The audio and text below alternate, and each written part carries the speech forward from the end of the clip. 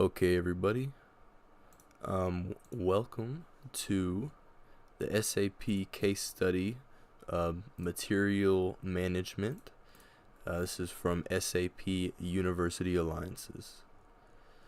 So we're going to start off in this case study. Basically, we're just going to be doing material management, and the entire process is estimated to be about 170 minutes, which is just under 3 hours.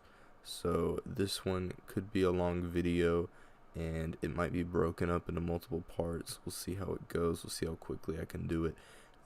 When learning the SAP assignments, if you're not completely familiar, it can be quite tedious to try and figure out where all the buttons are. When you're just reading off the PDF document, the instructions, I know they do include some screenshots and stuff. It can be hard to follow along, so that's why I'm here in a video form, to give you an easier walkthrough and to explain some things. Just might make it easier. So in our PDF, it gives us a table of contents of all the different things we'll be doing in this case study, and then if you keep scrolling through it, it has some graphs, some information, and I guess some context for what we'll actually be doing in this case study. I'm going to scroll past that and go ahead and start at step 1, create vendor.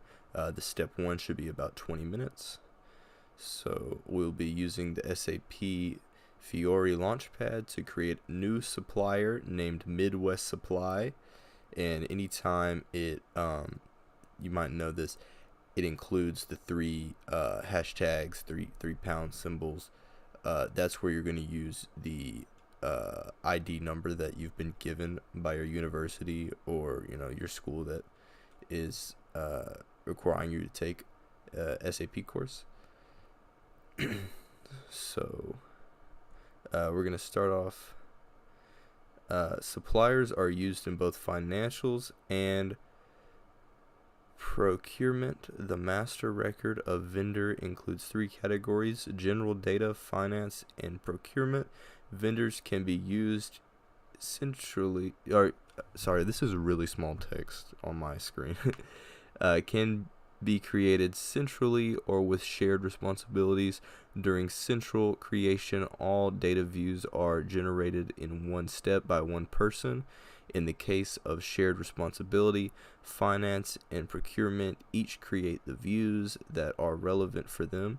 In this case study, the vendor is created centrally. As a result, the vendor master record contains all the information required to perform business transactions. To create a new supplier, go to the materials management space in the contract manager section. Use the manage business partner master data app. Okay, so this part's very simple. What you're going to want to do is go to materials management and then go to manage business partner master data. And there we go. Let me just take a brief moment to make sure that this recording is working.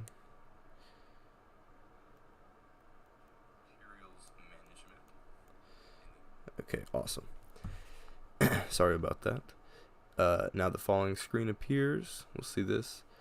On the Manage Business Partner screen, click Create and select Organization from the drop-down.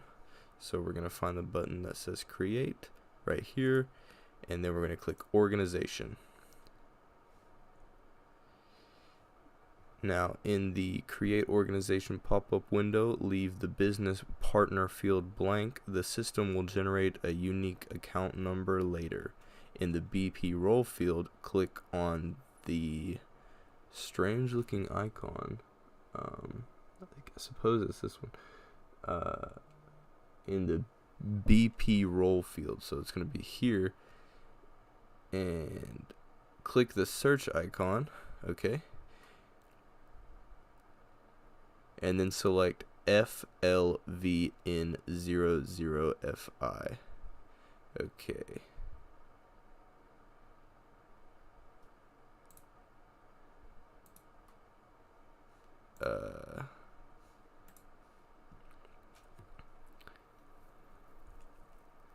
Okay. So FLVN00. So we'll click that. There we go. For the organization title field, select company, and as name 1, so we'll select company on the organization title, and then in name 1 we're going to enter Midwest Supply, and then we're going to replace this with our number. I believe my number to be 730. I believe it is. I can quickly double check. If you're not sure, I also recommend y'all to double check. Oh, shoot. Let me see here. I'm pretty sure it's 7:30, but I just want to make sure I'm not screwing anything up, because one mistake when doing an SAP assignment can leave you in some trouble. Okay, so mine is in fact 7:30. So that looks right. Go to the standard address area, and in the street field, so standard address, okay, street, oop, that's my actual address.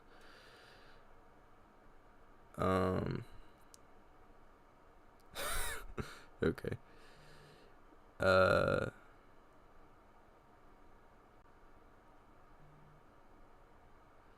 W Industrial Lake. Okay, so W Industrial Lake DR, and enter 355 for the house number.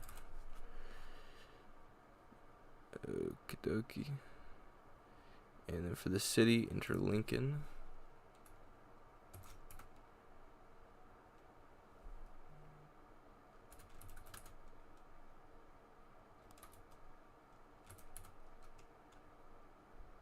For the postal code, enter 68528. For the country, enter US and NE for the region.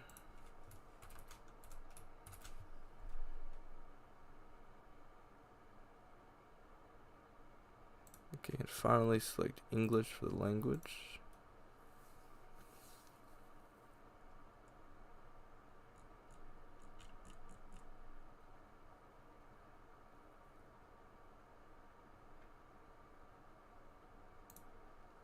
Okay. And compare your entries to the screenshot. Now we're going to click OK.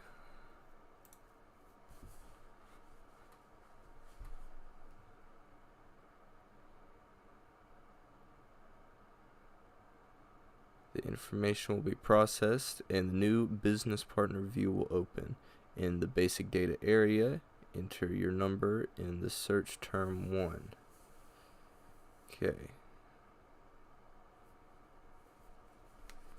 So we need to find search term 1 right here. Here's the number. This value will help you find your new business later. Click the address tab and review the information. So the address tab is going to be located right here. And we're going to review the information, and this is all correct because I was very careful. In the standard communication area, okay, let's be right here. Click the preferred communication drop down and select email. There we go.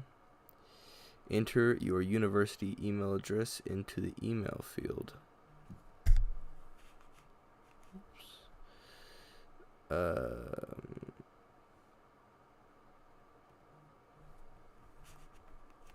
So that's right here. So we're gonna put my university email.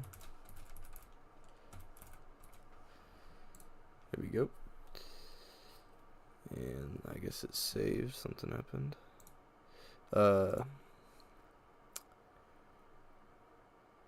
Check your entries with the following screenshot.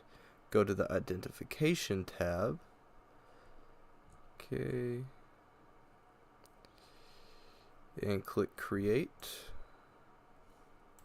ID type. In the tax number section. In the tax number section. Okay.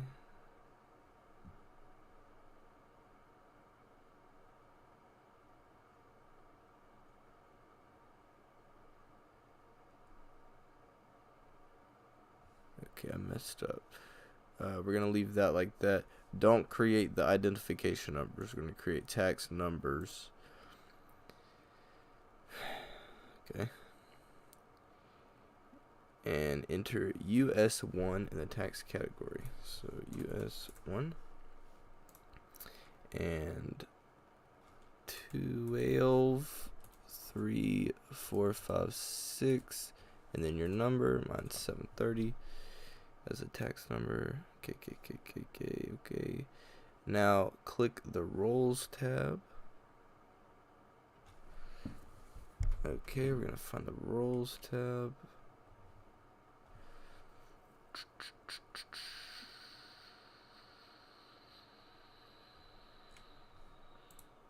Okay. And click create. Great. A second BP roll line will appear. Use this blank and choose FLVN01.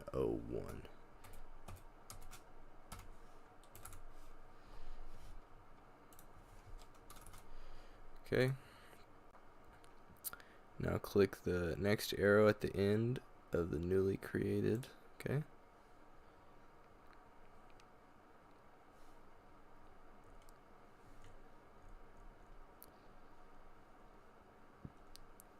You can now maintain company code specific data for your business partner, vendor, or role.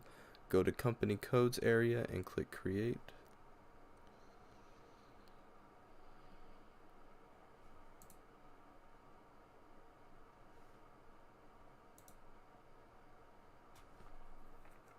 Awesome.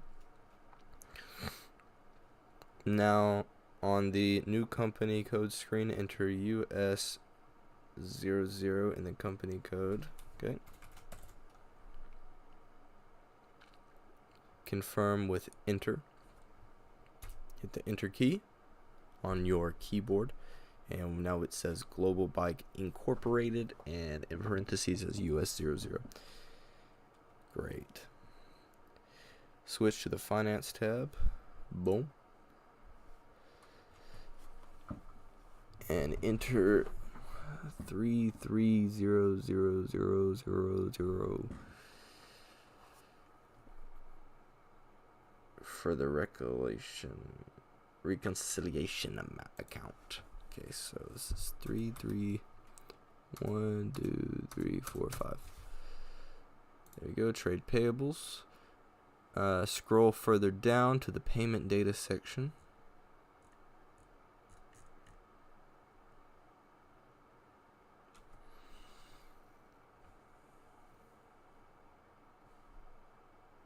Okay. That was to the side. Payment data section. As the payable terms, enter payable immediately due net. Okay. That'll be that one.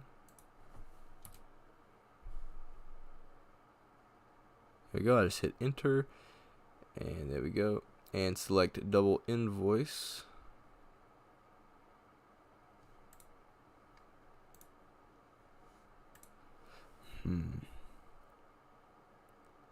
Check. Oh, there we go, right there. Compare your entries. Looks good. Now switch to the correspondence area. Okay, go right here. The clerk ID at supplier. Gotta enter your user ID. So I think we're gonna put learn dash and then our favorite 3-digit number, and then we're gonna click apply.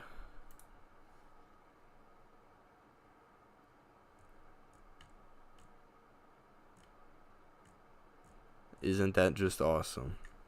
SAP is just awesome. Look at that. You type it in and it just works. It just shows up. Okay. Moving on to page 8. Back on the new business partner screen, go to the let's see here. Okay.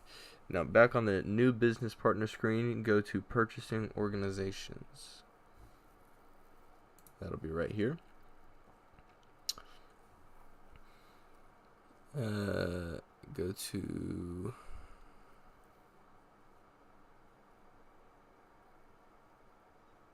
we're going to create a new one.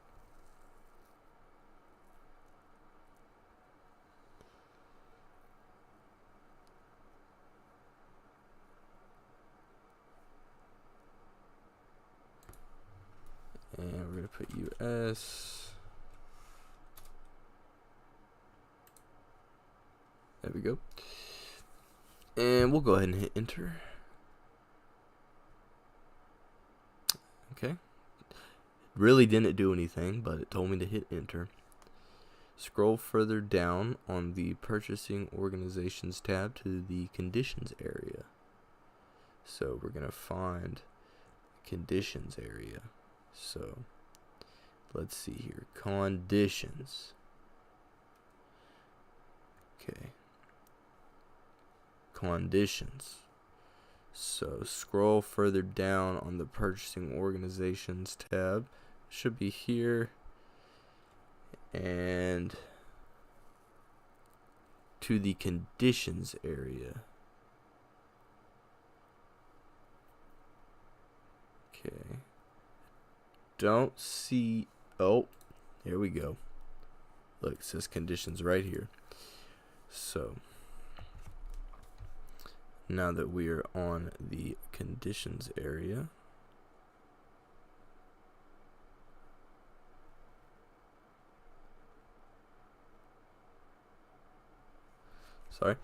now that we're on the conditions area, enter USD as the order currency. Boom.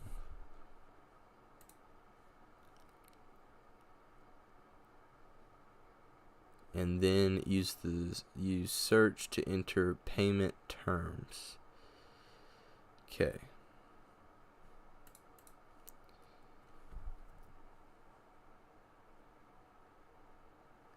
Payable.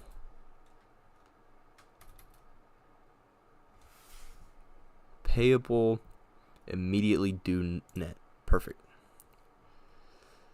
Now navigate to the Partner Functions tab. Be right up here. And we're probably going to create, let me read to make sure. Yeah, we're going to hit create.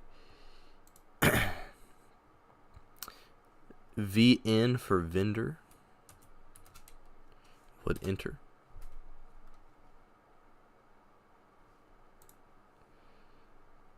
Awesome.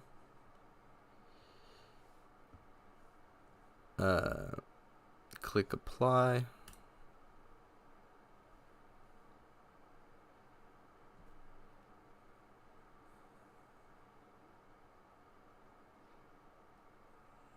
Now click apply and then create. We're going to click apply again. And then we're going to click create.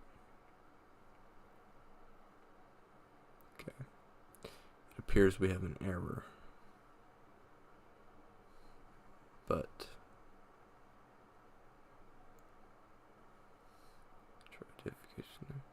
I'm just going to close that and pretend it didn't happen.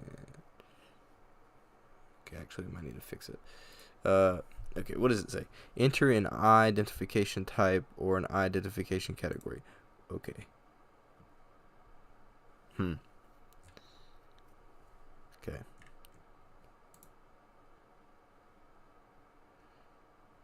Okay, this is where I messed up. Can I delete this? Just don't want it to exist anymore. I didn't mean to create it.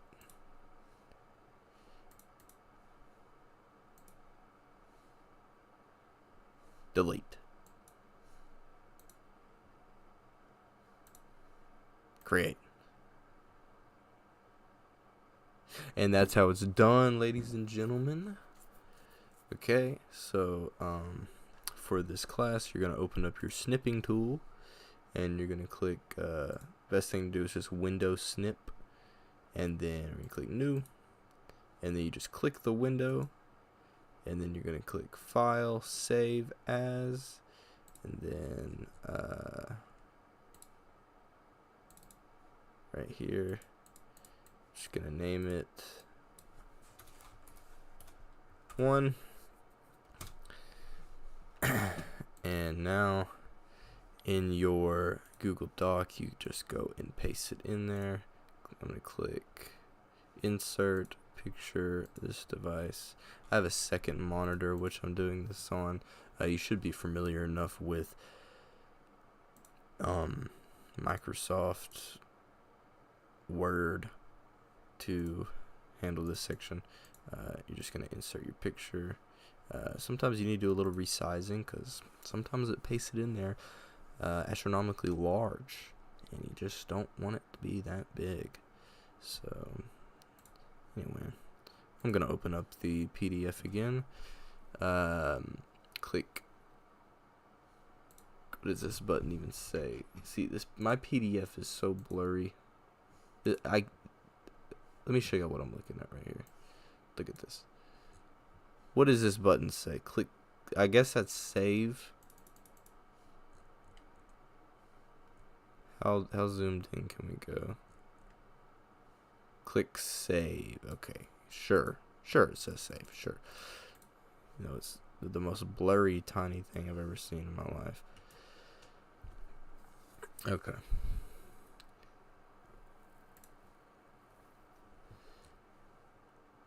I don't see a button that says save on here, so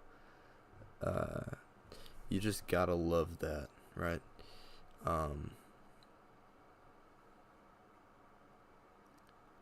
Save your vendor master record. Maybe I already did it. Maybe I already did save it, and I just didn't remember. I guess it's on video, so someone will know. Record the business partner number. So that seems important. If best tip I can give you, if you're looking for something on SAP, you think you might be in the right area, but you just can't find it, just hit Control F, and then you can look it up. So we're looking for business partner number. So we'll type in business partner number. So this doesn't exist on this page. So that's awesome. So nothing on this page says business partner number. So that's good to know. It's good to know that what it's asking just doesn't exist. That's awesome. It appears I have to click this save button. Maybe we should have looked for a save button. Okay, there's no button that says save. So that's pretty cool. Did I miss something? I hit apply, and then create. And then it opened this up, and I took a picture of it, and then it says click save. There is no button that says save though. So what is it talking about?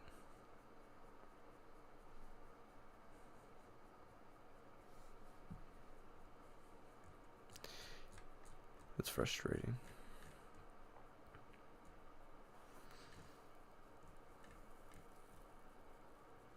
It's stuff like this that turns a 20-minute section of an assignment to, or just it turns a 3-hour assignment, and then you get the whole thing filled with stuff like this where it tells you to push a button that simply does not exist on the page, and instead of working on it for 3 hours, you're working on it for 6 hours. It's doubling the time because it just is not very clear instructions. But we're gonna figure this out. We're gonna find where it says save, because apparently it says save somewhere, even though I can look and see that there's no such thing as a button on this page. Can I not? There's no such thing as a button on this page that says save. And I'm only assuming it says save because it's so blurry on here. But I zoomed in 250%, and it looks like it says save. So let's see what one of these buttons does. I'll click edit, and this button says save here. Click that one. Master data record saved. Okay. So the system will automatically assign a unique number to your vendor. So maybe we just look for our vendor.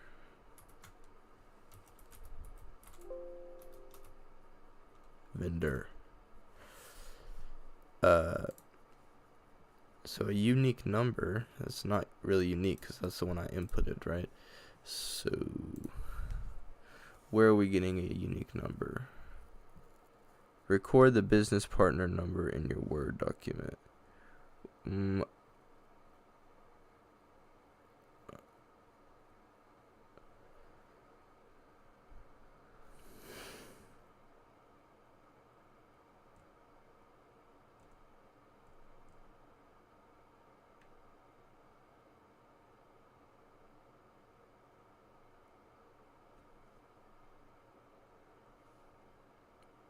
Is this the number?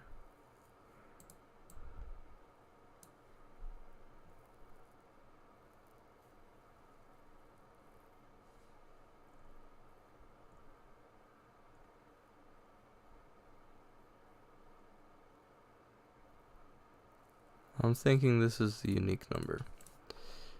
So if you want to be like me, little risk taker, I'm using this number. This looks like it could be the number.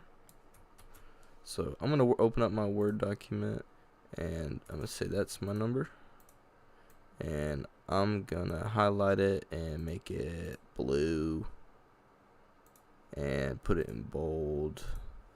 Maybe make it a little bit bigger so they know that's me. That's what I put in there. Easy to read. Alright, so we're gonna move on now. Got a little hiccup there.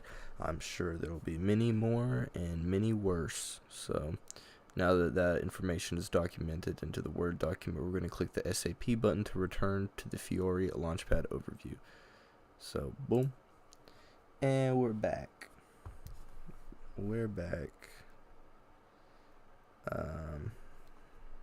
Awesome.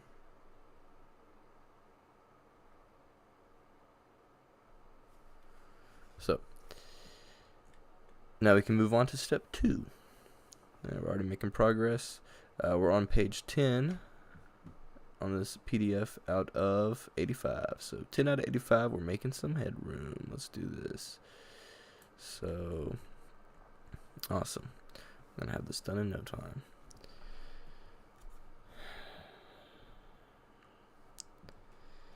So now the task is we're going to create the material master record for a trading good. To create a new material, go to the materials management space in the warehouse supervisor section. Use the manage product master data app. Okay. Materials management. Manage product master data. Boom. Uh-oh, is that a typo? Wow. Wow, SAP. Wow. Wow, that's crazy. That's crazy they allow this typo. That's crazy. Wow.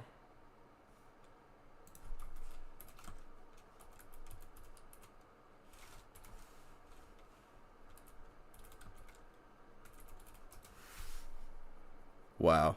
So SAP SE has a market cap or a net worth of 162 billion as of today, September 11th. And wow, its market cap has increased 50%. Wow, that's crazy in 1 year. So this is a thriving business with tons of money and investors. And they can't spell check one of their most used applications. That's crazy. But hey, it's the future. We should all learn SAP. It's the future. So that's awesome.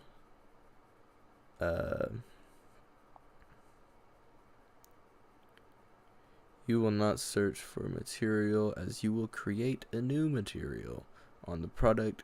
Oh, I didn't even click the button. Let's click it. Okay. So, on the manage product data sheet, we're going to click create. Click create right here. In the create master data record dialog box that appears, we're going to enter this as the product number. The product number is going to be CHLK1,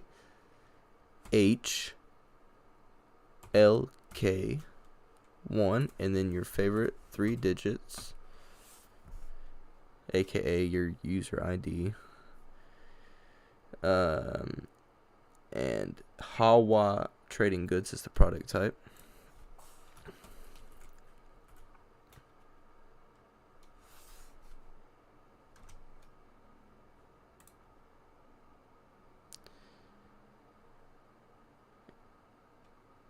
Enter EA as the base unit.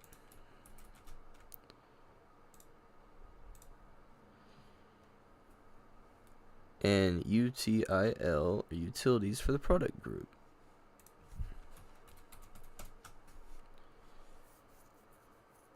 At the bottom of the dialog box, enter chain lock and your favorite 3 numbers as a description.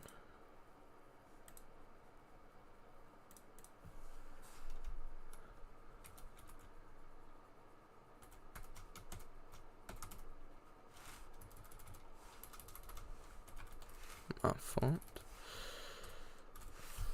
Okay.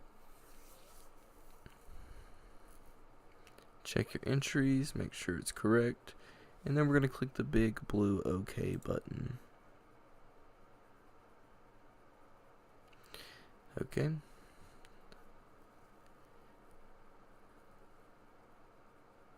So we're going to go to the general information tab. We're already on it. Enter accessories for the division. So, boom. In the description section, we're going to click create.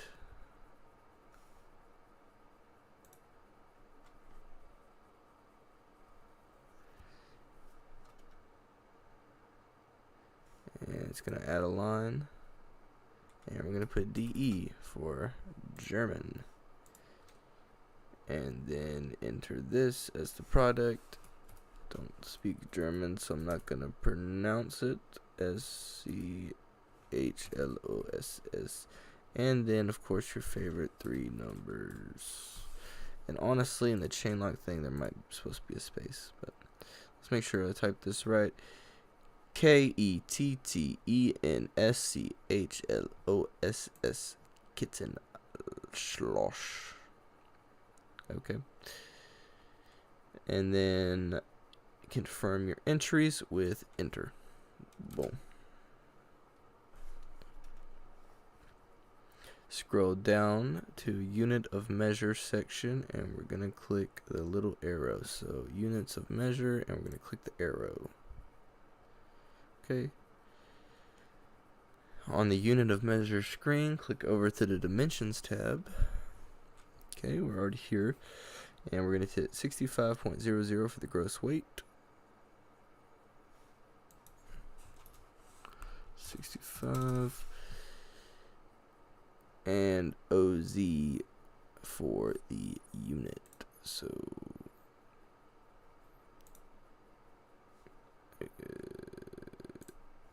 there we go. All right, and then we're gonna click the blue apply button.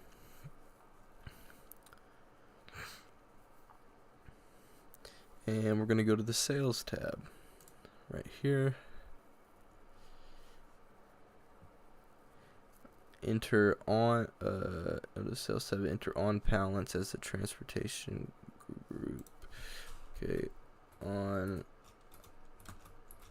pallets.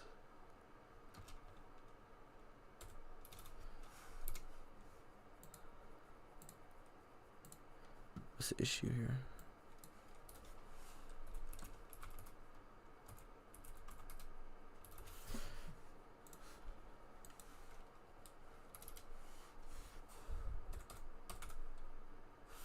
Okay, so you're just going to type the numbers and then it'll fill in the rest for you. Navigate to the distribution chains area. Okay, so distribution chains.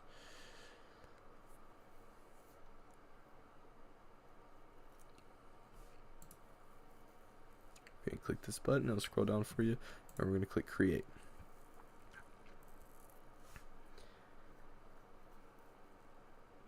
And for the sales organization, we're going to put UE00 for United States East. Click enter, it'll pop up. And distribution channel, we're going to put WH. Wholesale, hit enter, it'll pop up. And the delivery plant, we're going to put DC Miami. And it's going to be this one.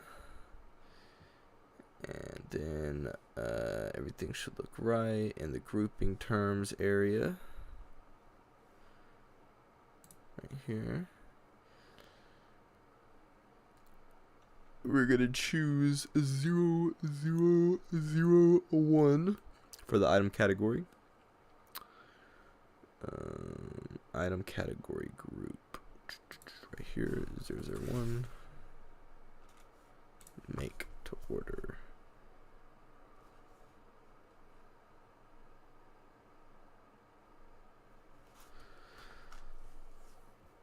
Go to sales tax, and for tax classification, we're going to hit 0 or exempt for all three. And then we're going to hit enter. Okay. Now we can move on. We're going to click the blue apply button. Now back on the product screen, navigate to the plants area and click create. So we're going to find the button that says plants right here, and we're going to click create. Okay. Now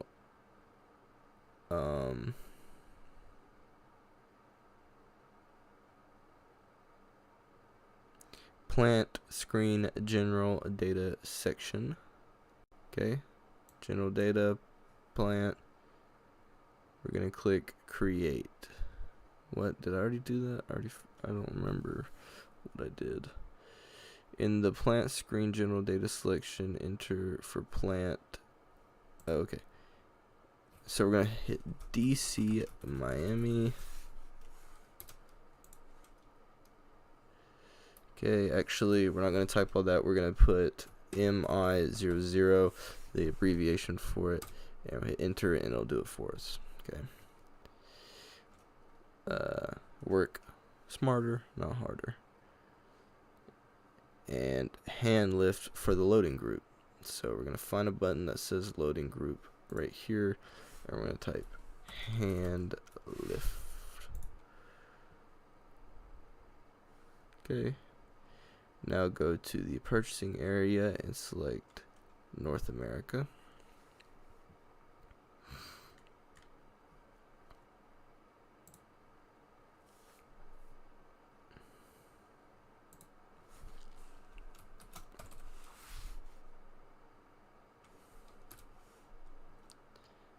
Okay. And I'm going to take a short break. I have to go into the other room for a moment. Y'all take 5.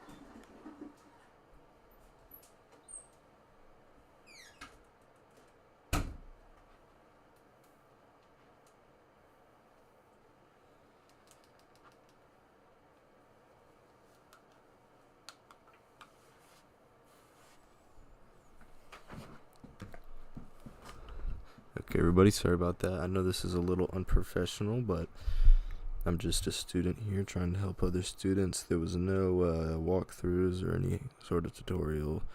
I'm just trying to make it easier on everybody else. I know it's not the best video, but, you know, I'm doing what I can. So we're going to go to the MRP data section now and select PD MRP type 000,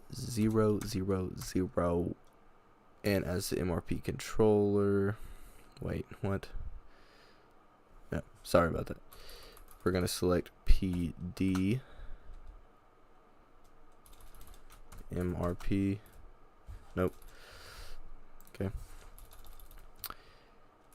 DP PD. Okay, there we go. And then we're going to type 000 for the controller. Oops. There we go.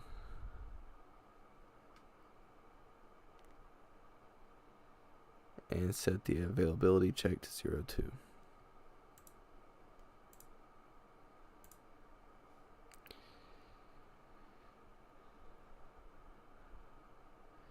In the lot size data section,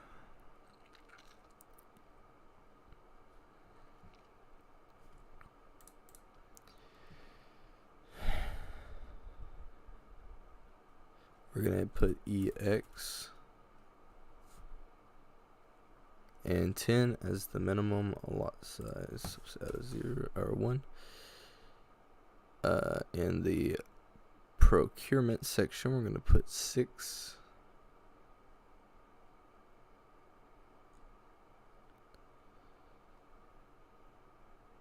As the planned delivery time.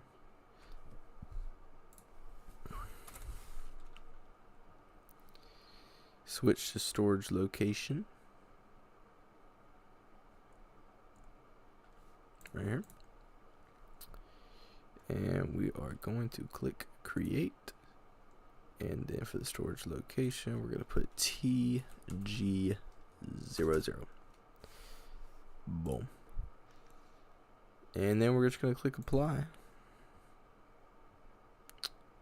Everything should be applied. On the product screen, navigate to the valuation. And then we're going to click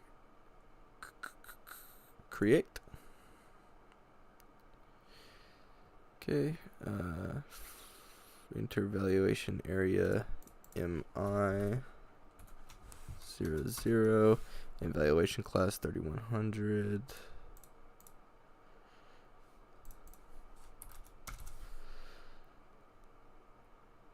Click the valuation tab. Okay.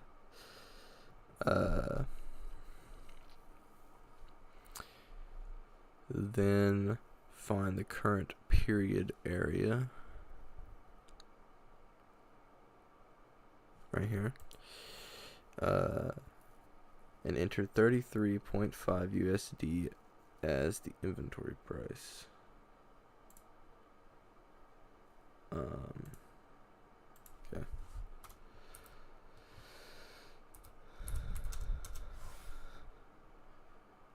And ensure moving average price is selected for price control. It is. And then we're going to click the apply button. A message will indicate something. Okay.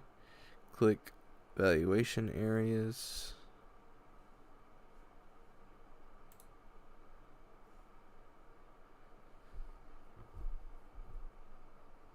Click the arrow at the end of the row to review the data. Take a screenshot of the valuation area.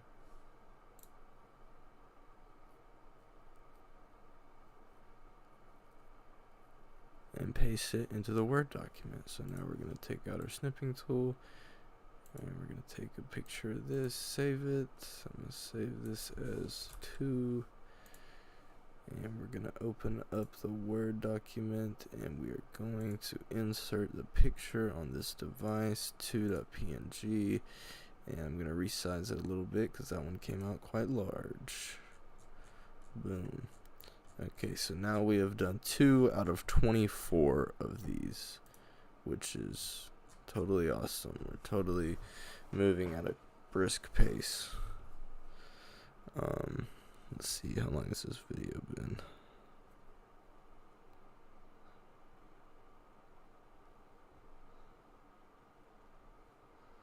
Okay, we're only about an hour in, so at this rate, it should only take us about 12 hours. Great, that's awesome. I don't know about you guys, but for me, this is due on the 13th. So I'm here, it's due here, and I have a couple more assignments for this class to do after this. So I hope you guys are doing this a little bit earlier than me. And I pray you're not doing it any later. So now we're going to take a screenshot showing both the distribution chains are entered. Oh, that's for later. Okay, I was just reading that on the Google Doc. Okay, so now we're going to click the SAP button to return to the Fiora Launchpad. Okay, step 3. I think hopefully these pictures are going to pick up because we're on page 16 out of 85. Given that's not that far, but we've only done 2 out of 24 pictures, so it's kind of strange. I believe it'll pick up. Alright, this part shouldn't take too long. It says only 5 minutes. So we're going to click Manage Product Master Data. Okay. So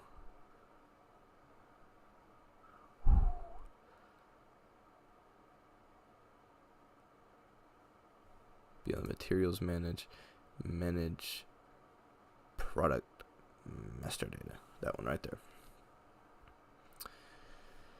Okay, and then we're going to enter our product number where.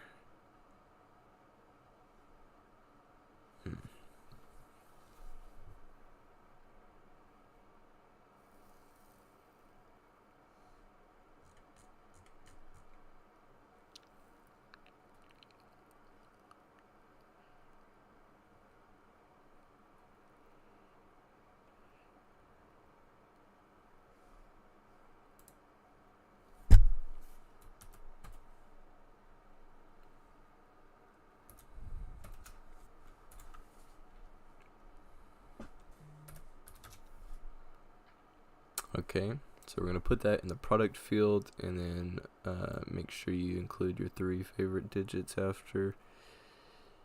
And then we're going to click go. Okay, this appears to be an invalid entry, which is unfortunate.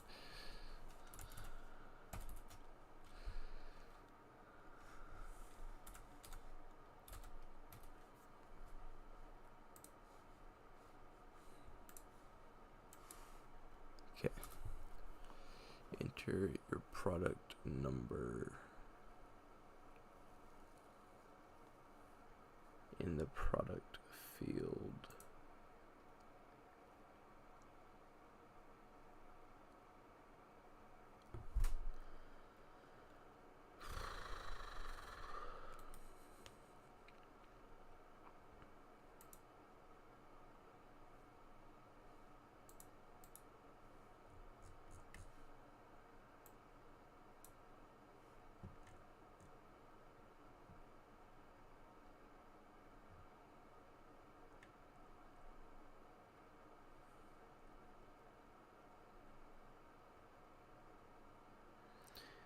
Doesn't appear to be here. Strange.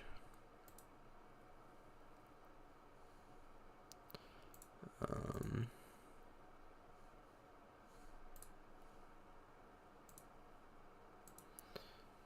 gonna do real quick is just refresh this screen. Hopefully, that'll do something. So.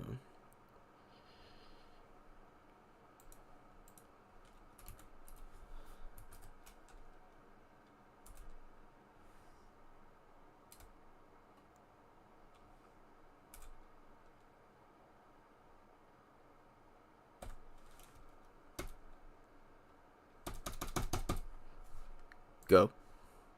Just click go. Go. Okay.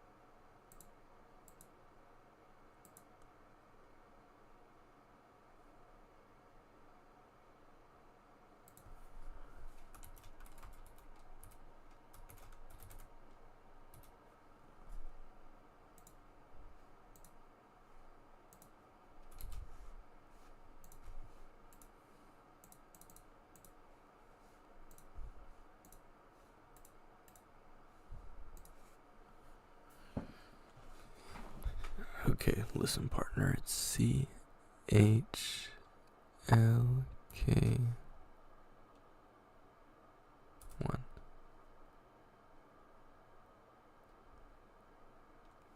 7:30.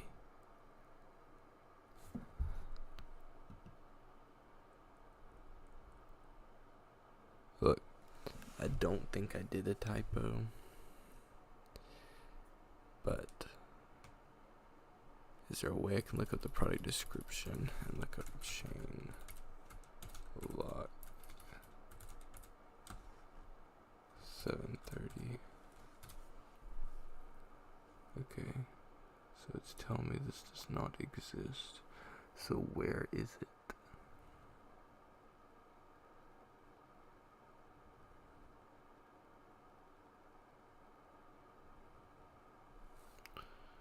Okay, I'm going to close out of SAP and I'm going to reopen it.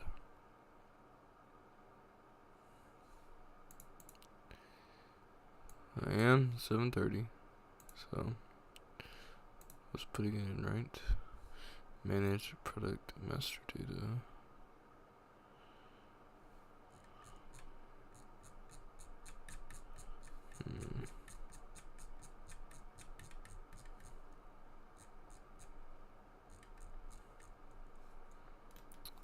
This fella has a lot of socket head bolts.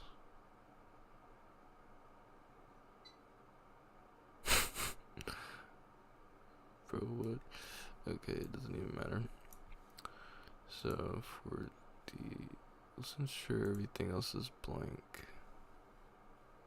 Product CHLK 1730. Okay, so here's the thing. It's not an invalid entry. In fact, it's actually my entry. So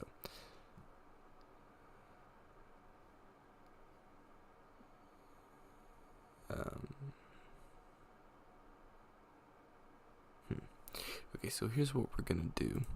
I'm gonna pull up the video of me doing this, and I'm gonna find when I made that chain lock entry, and I'm gonna make sure that I did it. Okay, I remember the price was $33.50.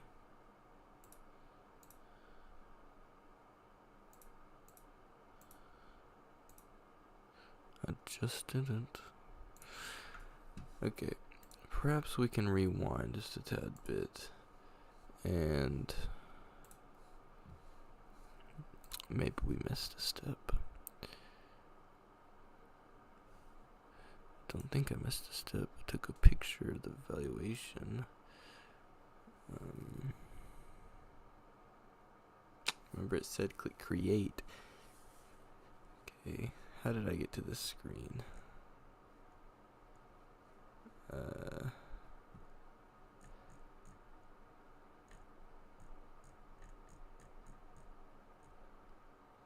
Manage product master data.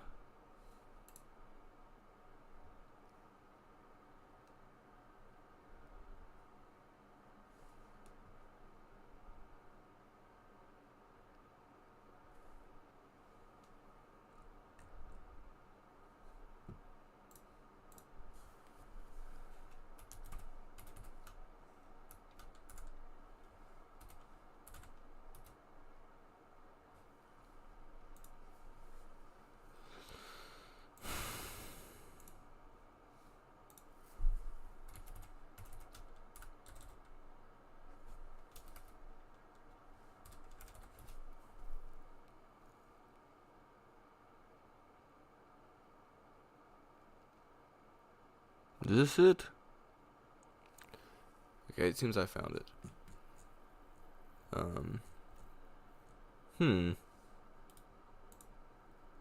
Let me see something.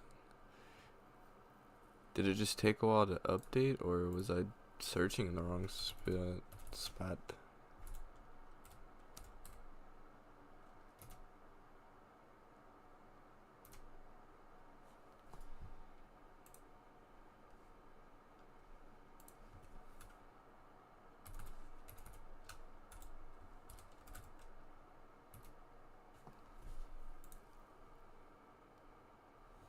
It says it's a draft.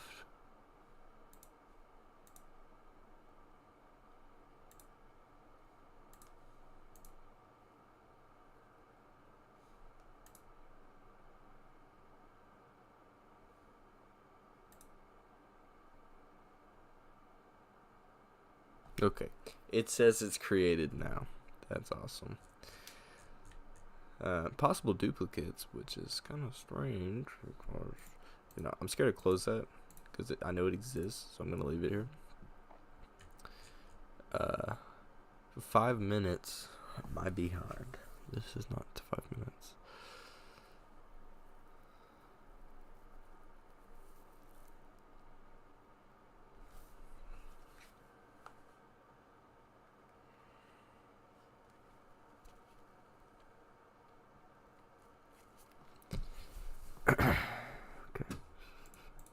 Okay. So now we can go back to where this started. I'm just gonna go here, and we're gonna go materials management, manage product master data. Okay, and then in the product field. So this is the field that says product. Error type in CHLK 1730.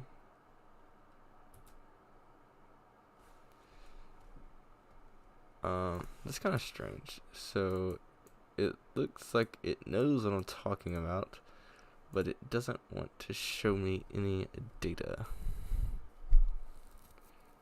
Click your material, which is a link to the master data views.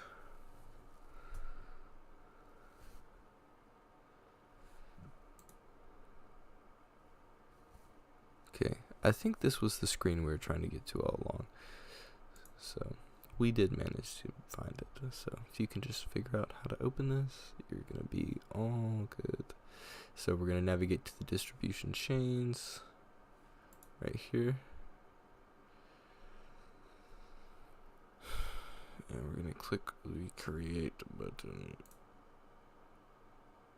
Okay. Note that if you do not see the distribution channel tab, which I hope you do because I did, click the drop down arrow, okay, and you'll see it. Awesome. You can see me get slowly more not enthused with this. This stuff's kind of difficult to learn, but hey. In the general information section of the distribution chain screen, enter sales organization UW00. So sales organization UW00. Okay.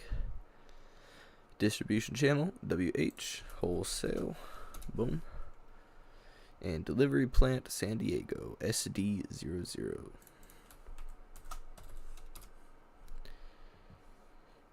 Click to move to the grouping terms and choose 0001 for make order for the item category group. So there's going to be a button somewhere that says item category right here. You click 0001, enter. In the sales tax area, ensure tax classification. So we're going to find a sales tax area. It's right here, and we're going to ensure all of them are set to 0. Yep. And we're going to click apply. Awesome. You are returned to the product screen. Scroll down to see both distribution chains in your screen. Here they are. And we're going to take a screenshot showing both distribution chains are entered and paste it into the Word document. So now we're going to take a pic. So that one was essentially just showing us how to regain access to the material thing we just made and how you can edit it and make slight changes. So that one, I suppose, is helpful. It's just kind of showing a feature that you would expect to be there. And yeah. So we're going to go insert pictures, the third PNG, and I'm going to size it down just a tad. Alright, now we're going to move on to the next step, step 4. Okay, let's see.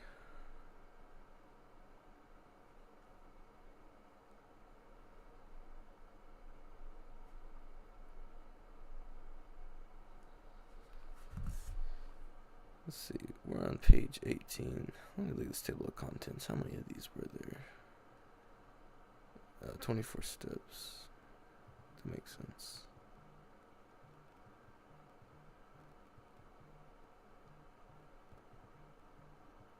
Okay, display stock. So, display the current stock level. View the current stock for your chain link and demand for this product. The report should show there's no provision for this and therefore no lock is currently available. The stock report is dynamic. As a result, it always changes when the affected material is used in a transaction. To display the stock, go to the materials management. Okay, and we'll click the stock button.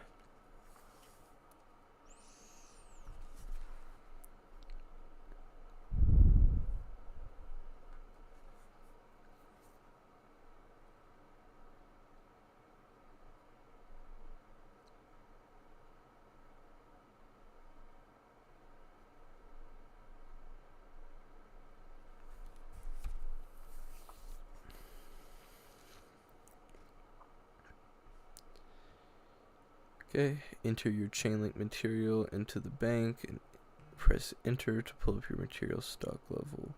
So I assume we're gonna look up chain link 730. And it doesn't exist. That's awesome.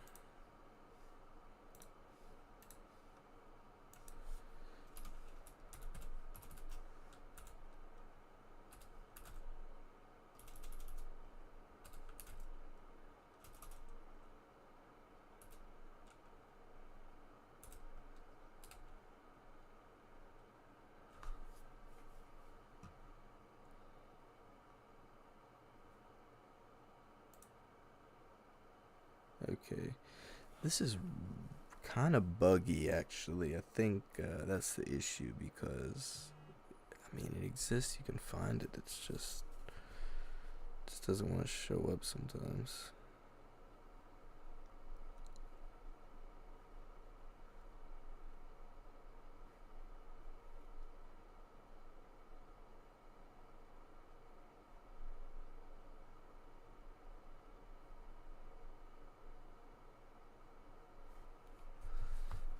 Okay, so whatever.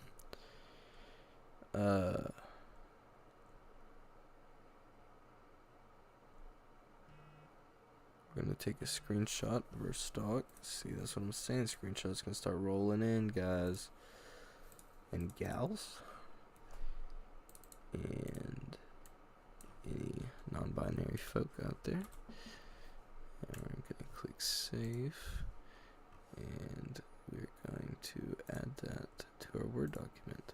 So click insert pictures, this device, and for.png, and I'm going to resize it to fit the screen. And moving on. In the stock history icon, and close it, and click the SAP button. Awesome. Now we're on to step 5, page 20. Here we go. I've heard that from here on it gets a little bit difficult, so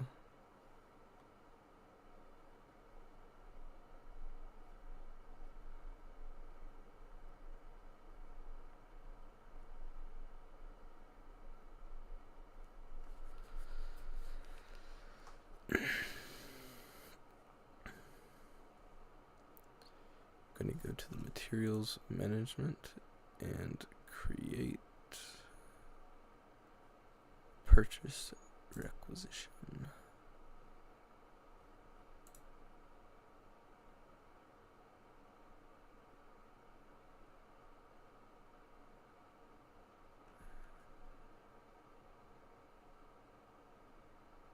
Create own item, and we're going to enter our material.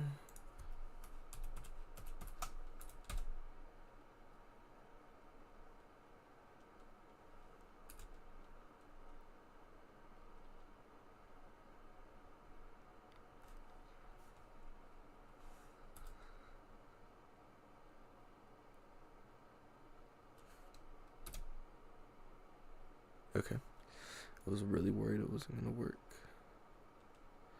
I'm going to enter 32 and USD for the valuation price.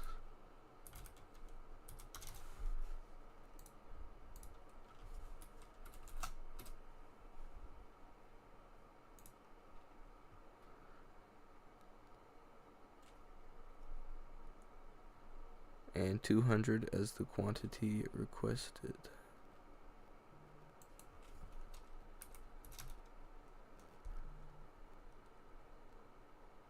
For the delivery date, we'll do today plus 3 months. So 3 months from now will be December.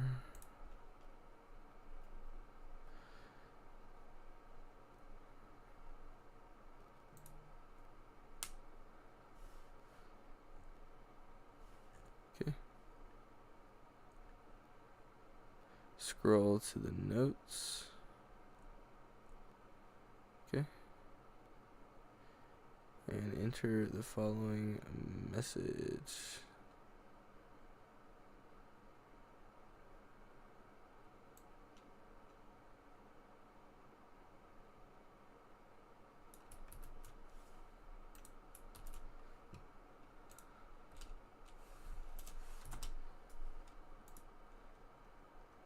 Monday of next month. What does this mean exactly?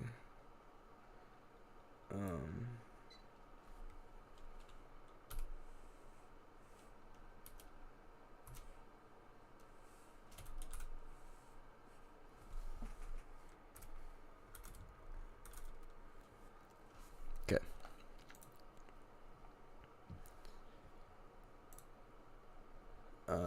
We're going to click add to cart.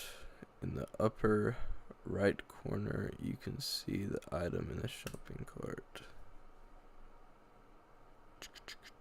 Awesome. Click view cart. In the items area, okay, that's over here.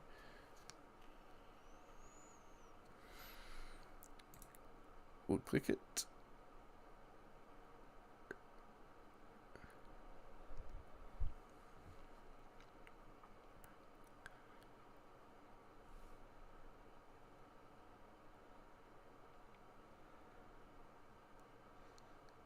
In 00 as a purchasing group.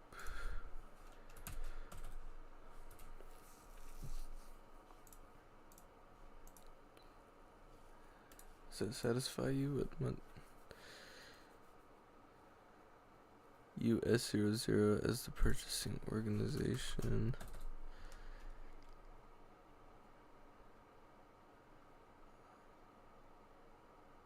And US00 as the company code. And MI00 as the plant. And then we're going to click enter. And it's happy. The valuation price changed. No, it didn't.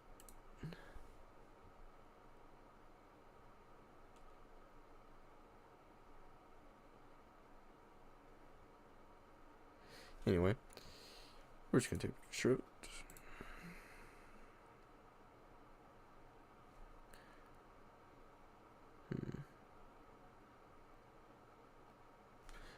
Actually, I'm a little bit concerned why the price didn't change. Why didn't it change? Should I change it?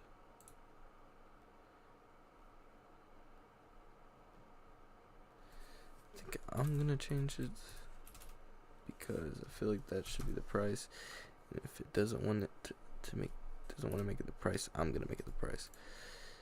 I feel like that's not necessary, but I'm just gonna do it just to save me some possible headaches in the future.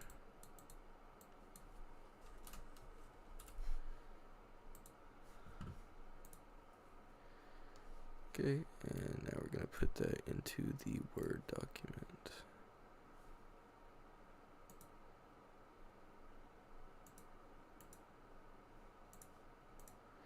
And I'm going to resize it. Okay, record purchase acquisition number into the Word document. Let's see how we do that. Now we can click save. And we can click the arrow. And then we can click order.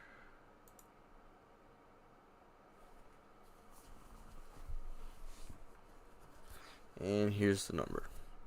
So I'm just going to highlight this number and I'm going to put it into the Word document.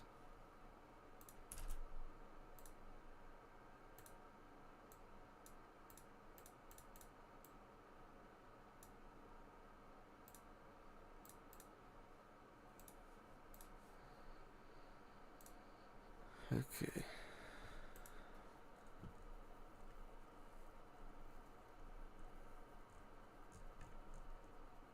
So this one doesn't appear like we're gonna do anything, but even if we're not gonna record anything into our document, we need to make sure that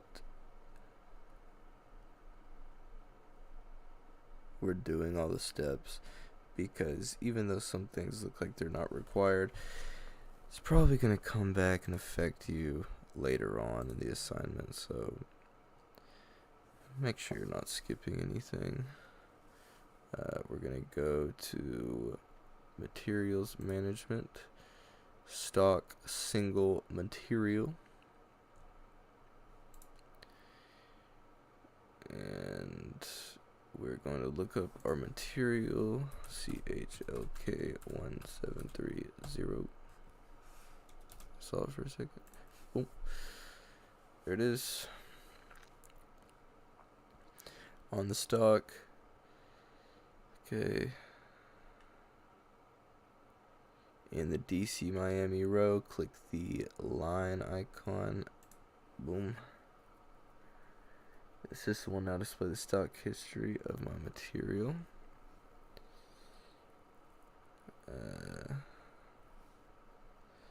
Okay, wow.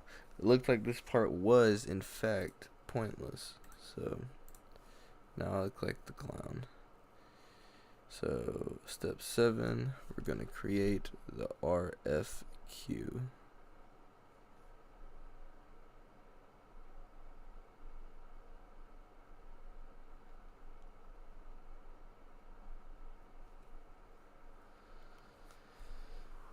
This, I know for a fact, is the part that a colleague, fellow student of mine, good friend, had some issues with. So we're going to take this next part slow and steady, and I know I've done everything right, and nothing could be wrong. So this part should be a breeze for us. And you guys have nothing to worry about, because I'm right here, and I will figure it out. So let's do this. Our task: create request for quotation for your purchase requisition. The description: create one RFQ request for each supplier. This is used to collect all relevant information such as pricing, delivery, and so on that is needed to select the supplier that best meets your requirements. Name, position: Aura Maxwell, purchasing agent number 2.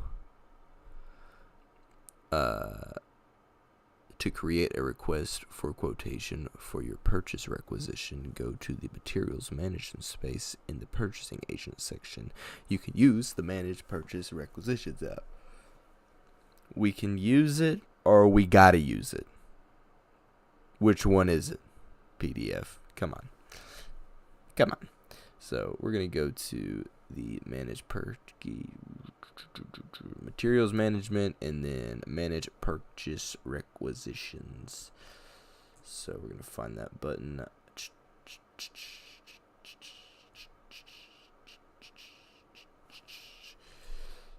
If you ever need help, manage purchase right here. Alrighty. So in the search field, we're going to find our thing right here. CHLK1730 for me. Enter your 3 favorite numbers, of course. Oh, it looks like we found it. Okay,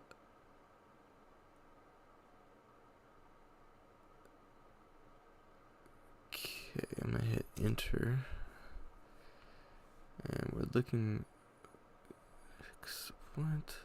Select the row with your purchase requisition and click create RFQ.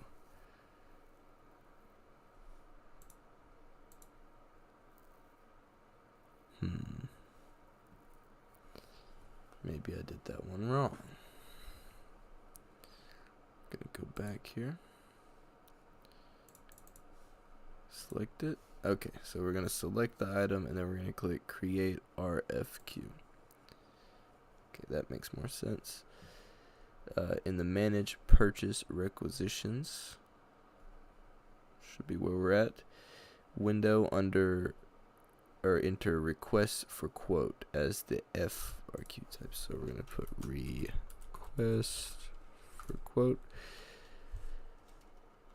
and we're going to type for the RFQ description RFQ 1 and then our little numbers. Okay, And then 1 month from today will be the deadline. So it's going to be 10, 11, 20. Ooh. Can I just do it like this?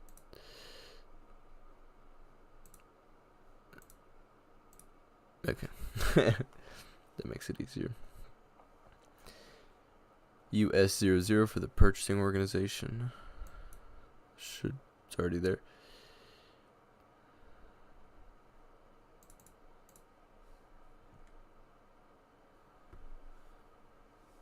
For both. Okay. In the binders, we're going to click the plus to add a new binder. Alrighty. Search for your supplier, Midwest Supply. Okay. So Midwest Supply 730 search. And we found it right here. Just curious, what if these are other students? Yeah, I was curious if other people's would come up.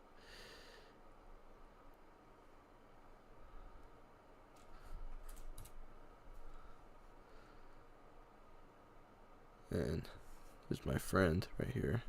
So he at least made it to this step. So 730. This is me. I click select. Okay.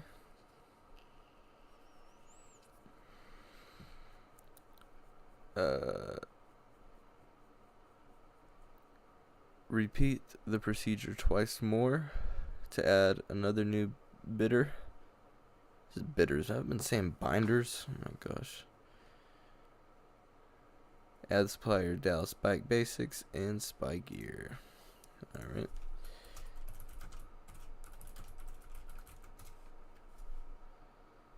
Which one should I add? Seems like there's a few of these.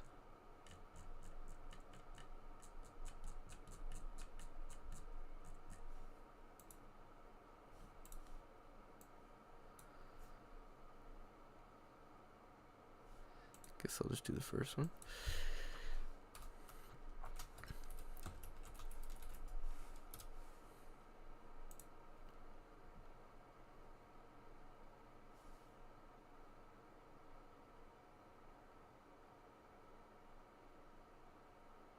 Oh. Let me cancel this. It might need to be the ones with your number. So do Dallas Bike Basics.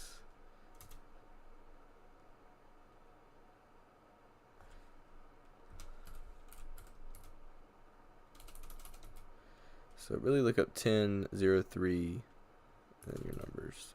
10 or 103 and your numbers. Okay. There we go. Oops. Add one more. Spy Gear number is 107 and then your three numbers. So we'll do 07 730. And there we go. Alrighty. Now we're going to click publish. Publish. And publish has been sent. And we're just going to record the number. So the number is given me in the Word document.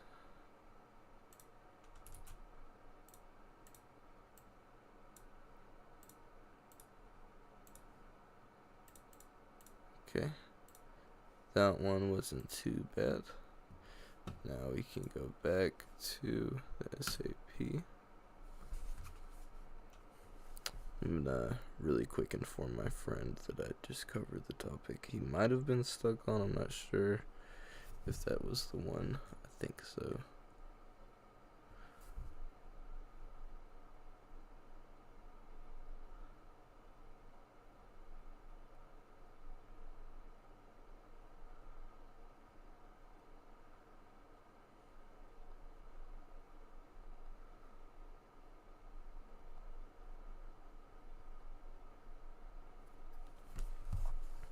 Okay. So now we can move on to step 8, page 29. Click here.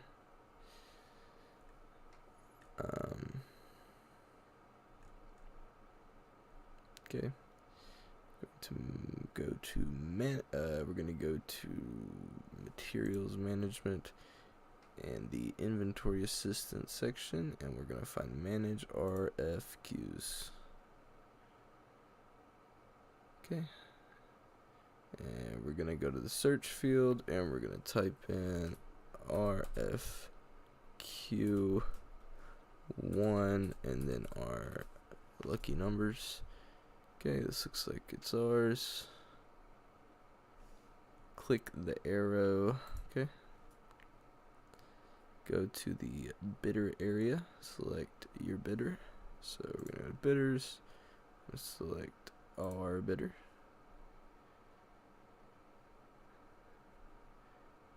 Then we're going to hit create quotation.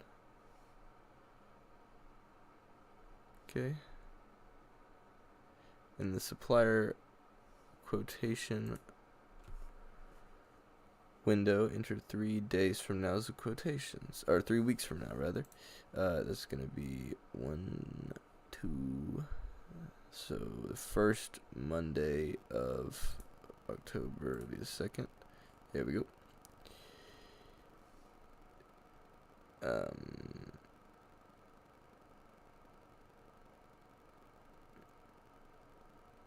What is the warning? Okay, whatever. In the items area, we're gonna put 32 USD as the net order price. I'm gonna click create to create a quotation.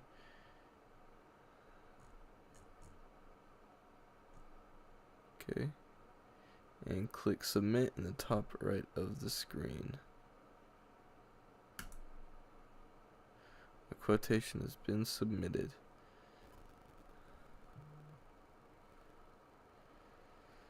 You can click the back arrow to return. Okay. Repeat the process for the other 2 bidders. Okay. So for the Dallas one, the arrow. Okay.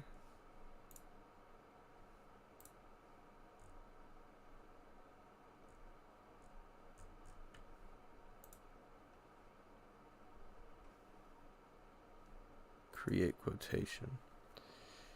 Okay. And okay. So again, it's going to be October 2nd, and the net order for the Dallas bikes will be 36.50. Okay, then click create and submit. Then we'll go back to bidders, spy gear,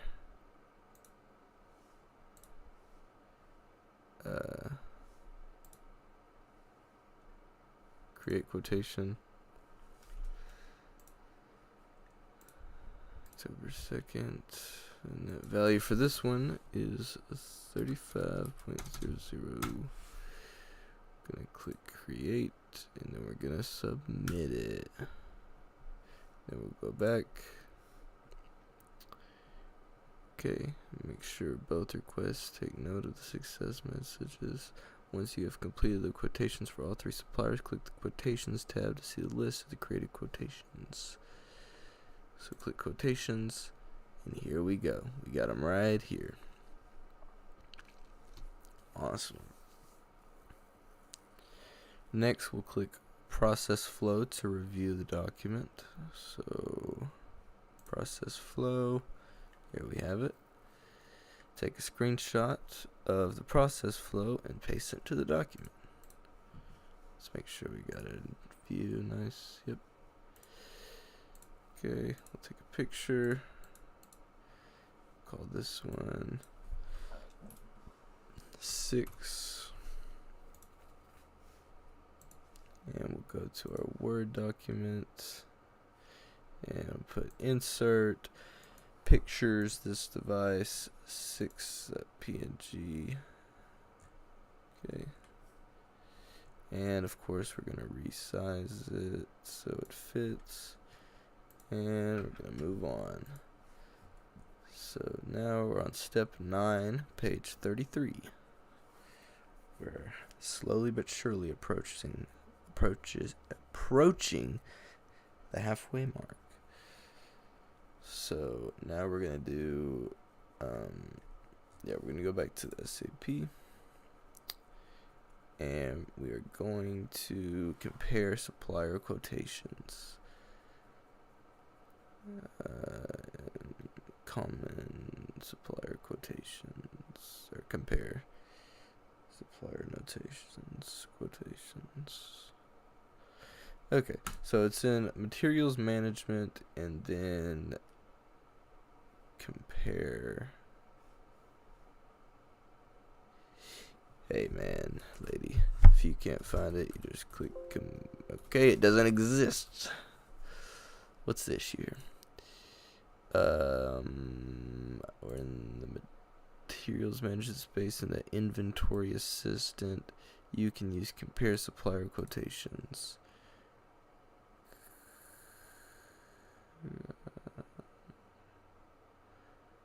Okay, I'm not seeing this button.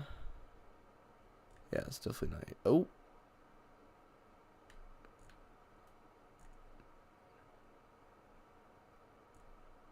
Should be here.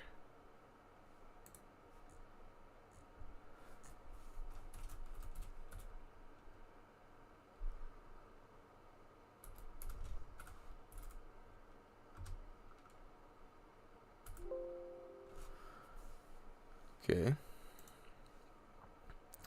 So now appearing like this button does not exist. Not a good sign. So go to materials management space in the inventory. So we're in the materials management space. We're in the inventory assistant space.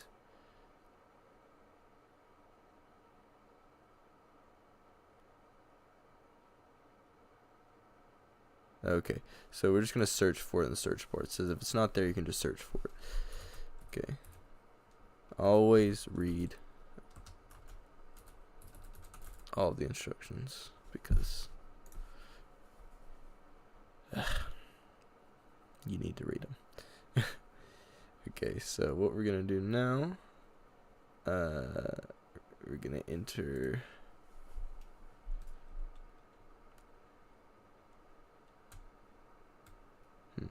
Search for your request for quotation by using the F4 help. RQF description. We're going to put in RFQ1730 and click go. And we found it. It should pop up. You can click it to display my bidders. Alright, awesome.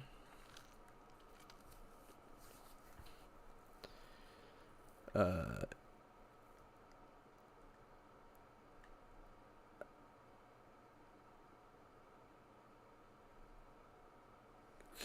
so we're going to find it. And we're going to click award.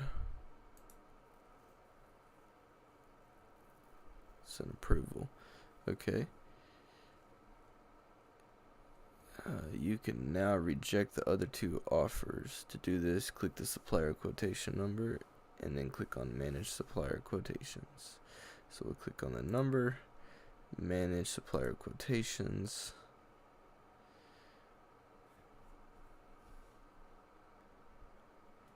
We're going to click on complete. It says it's been completed. And then we can go back.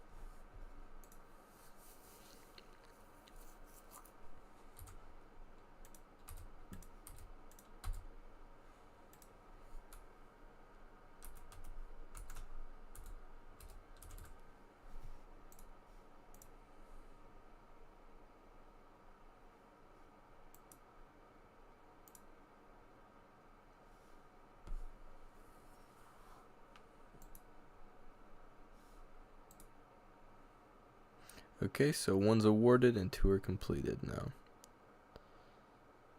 And we'll take a screenshot of it, and we'll call that one a day.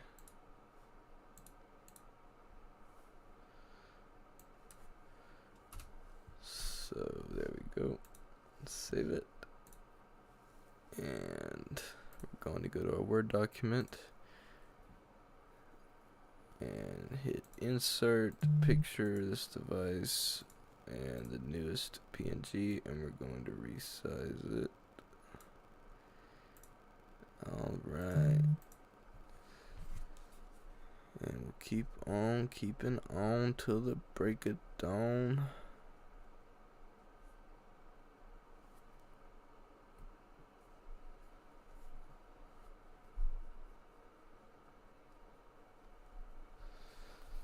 Alrighty. So we're gonna go back to SAP.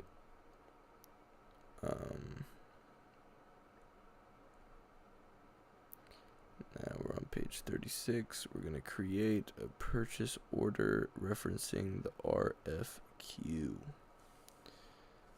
Let's see. Getting close to the halfway point.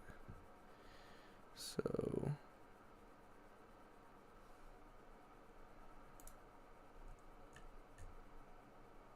we're going to find Manage RFQs app.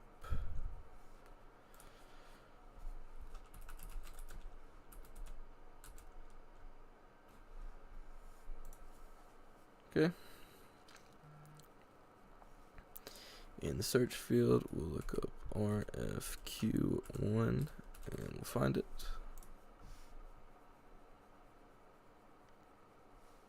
Go. Click the arrow at the end of the line to open your RFQ. There we go. Go to process flow. There we go. Oh, look at that.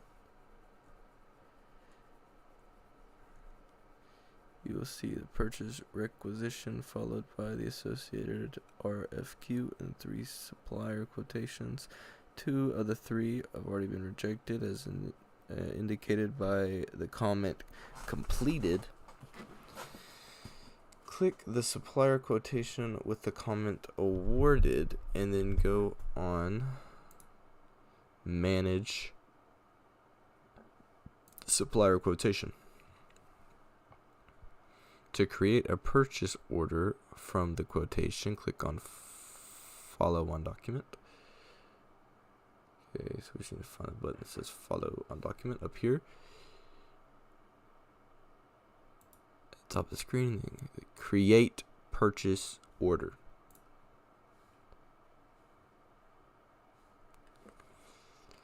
Okay. In the Manage Purchase Order screen, go to Purchase Order Items. Right here. You should see one entry with your thing. Okay, I do.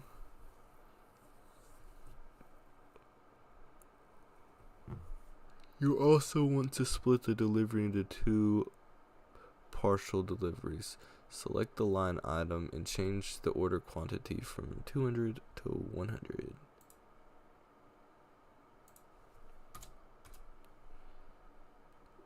And then click copy.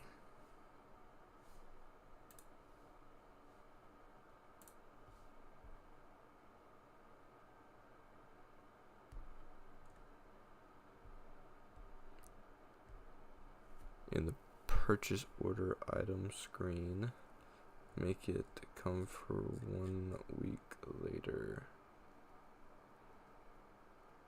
So where do we have the date? What is a street name? University. Oh.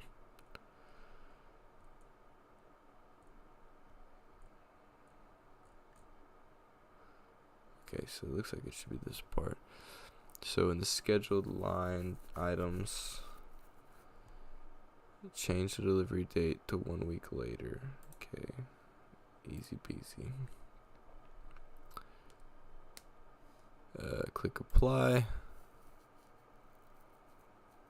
and now we have 2, and we're going to take a screenshot of this, and this one will be known as 8.png. So we're going to go to the Word document, hit insert, pictures, this device, 8, insert, and of course we're going to resize it. Alright. Okay. It's looking like making some good progress. We just completed this one. Okay. Let's see what's next. So, back in the purchase order window, we're going to click create. So, we're in the new purchase order window. Should be the right spot. I'm going to click create. Okay. I'm going to go back until we return to the request for quotation screen.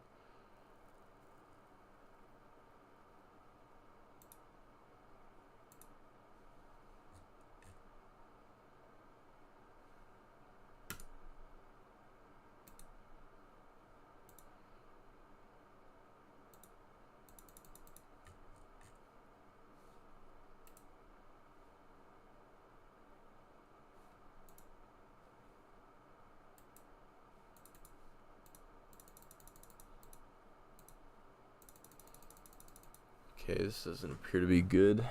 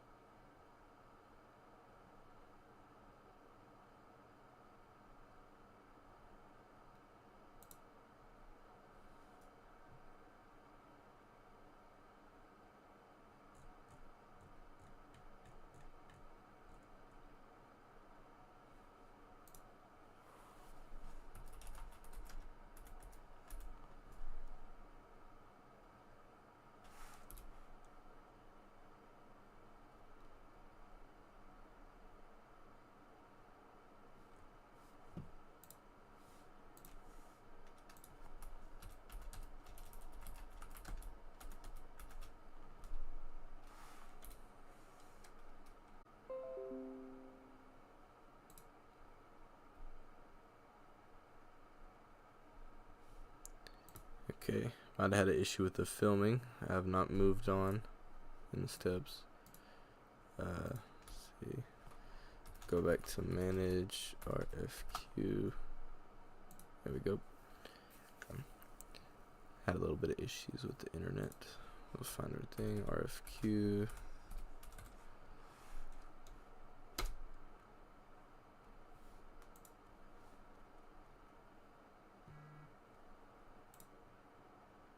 And we have this. So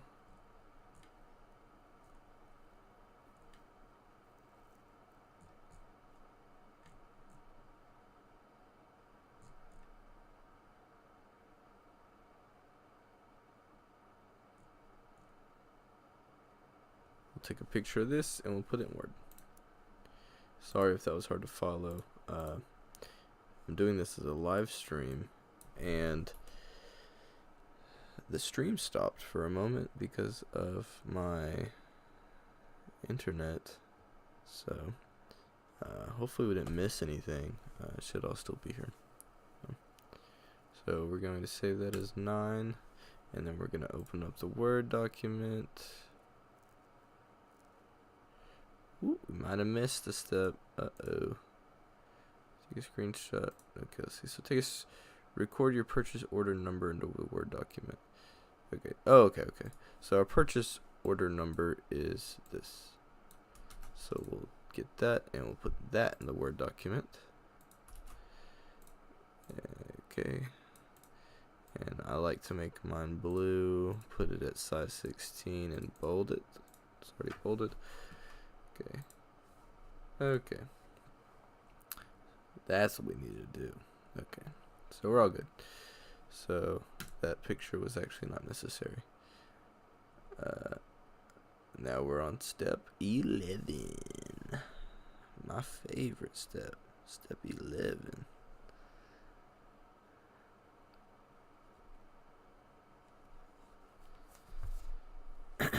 So we're going to go to my purchasing documents.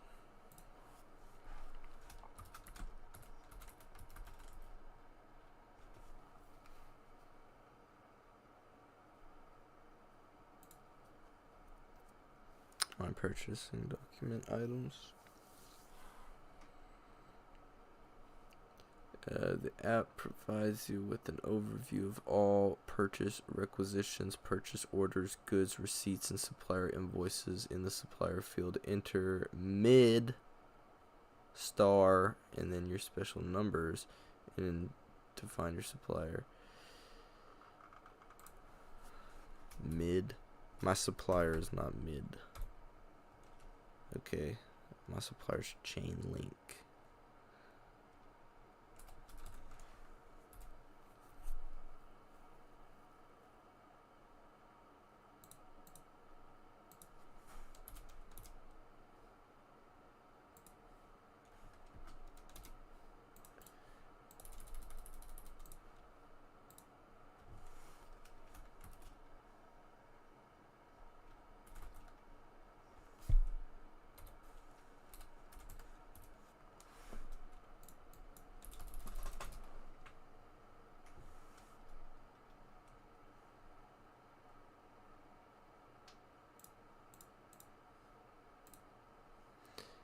Okay, I guess I had to do it a little funny, but it's there. So fair enough. Your supplier should appear, and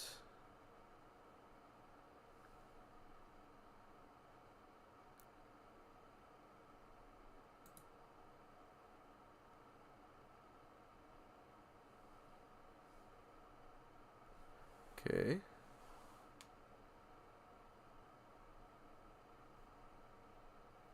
Click on purchase orders. There we go. The number you see may be different. You may need to scroll down a bit to see your supplier purchase order.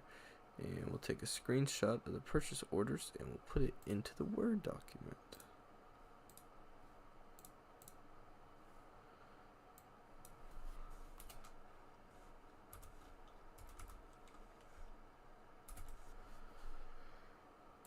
This one is 10.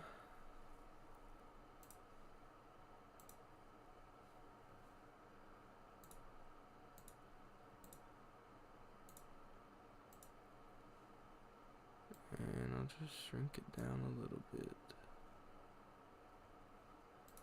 Okay.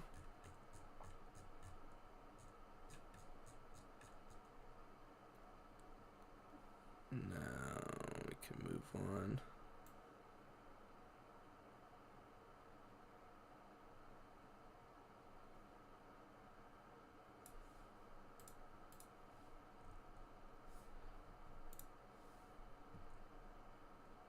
Okay.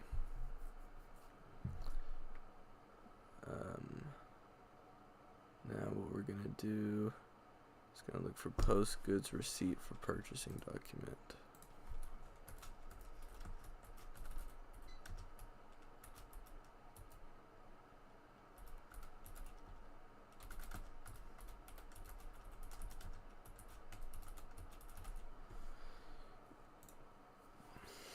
There it is. And we're going to enter our purchase order number in the purchasing field.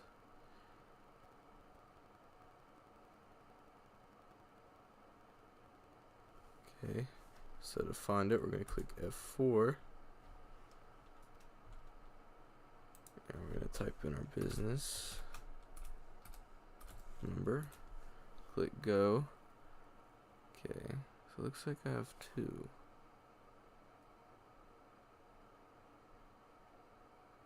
Then select the first of your purchase orders by double clicking it.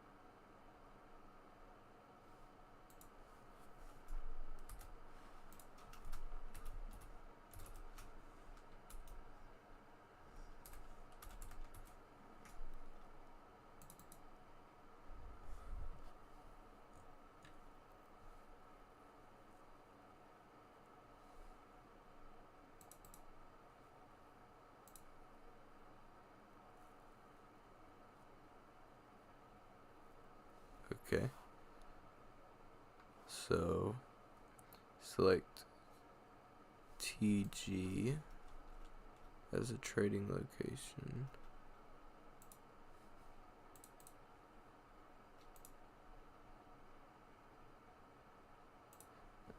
Storage location, rather. Okay, there we go.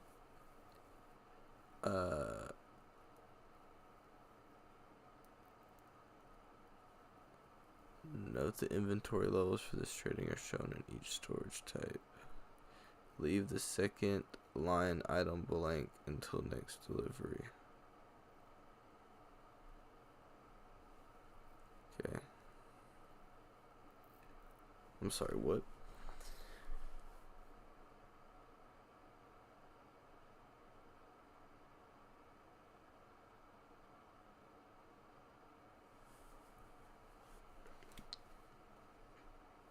Okay.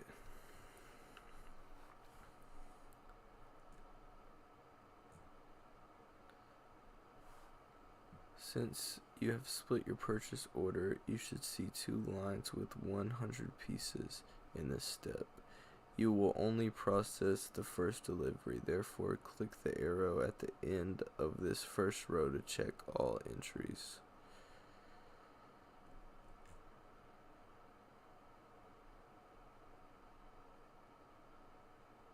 What? Since you have split your purchase order, you should see two lines with 100 apiece. Oh yeah, I did see that earlier, but well, I'm on this now, so what should I do now? Apply?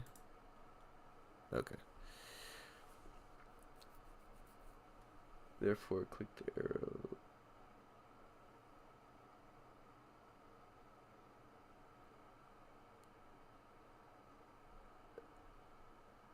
Okay.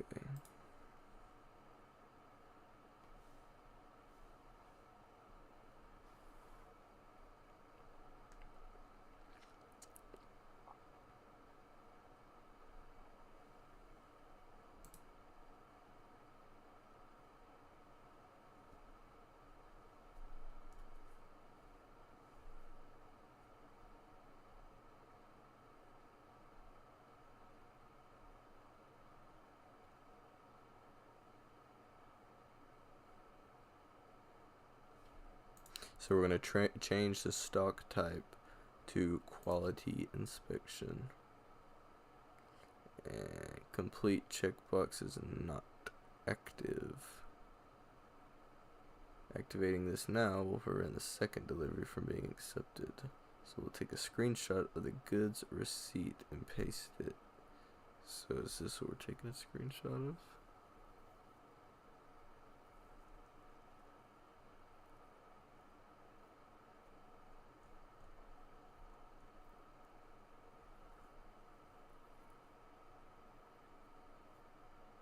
Yeah. It says goods receipt item up here. So we'll take a picture of that. We'll save it under 11.png. And we'll put it here. And I'll resize it. Okay. And now we're going to click apply.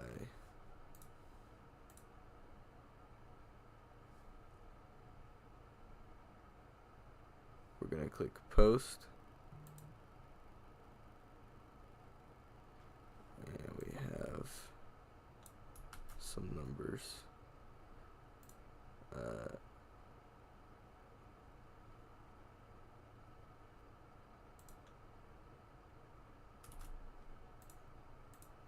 believe these numbers we're going to paste into our Word document.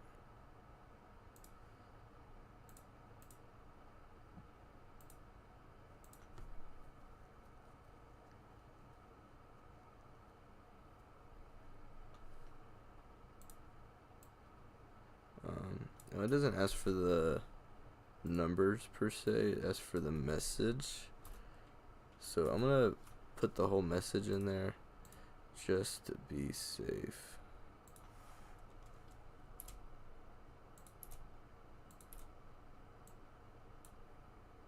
And we're going to make it 16, make it blue, bold it. Okay. And now we are done with that one. We can return to the SAP. And we are officially halfway done. I want you guys to give yourself a round of applause, pat on the back. That's halfway done, baby. All right. So, for the meantime,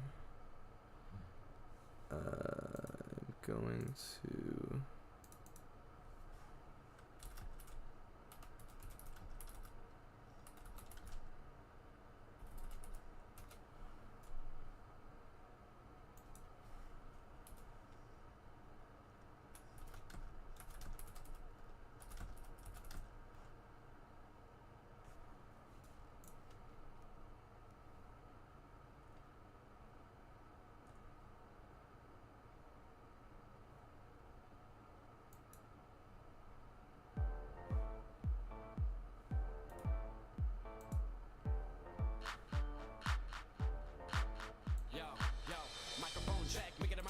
Why is it no music?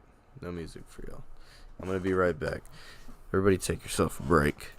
I'm going to go in the kitchen and get something to drink. Halfway done, guys.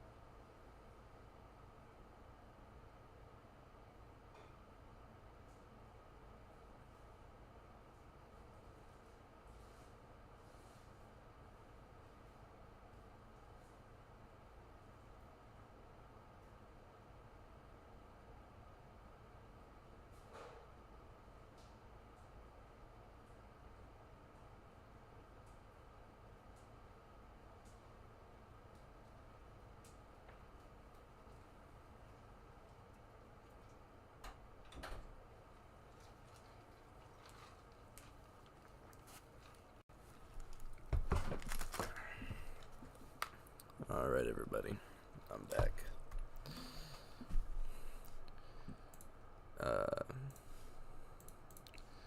So, we can start step 13. Let's see if I can pick up the pace here. I know we're sitting at 2 hours. So,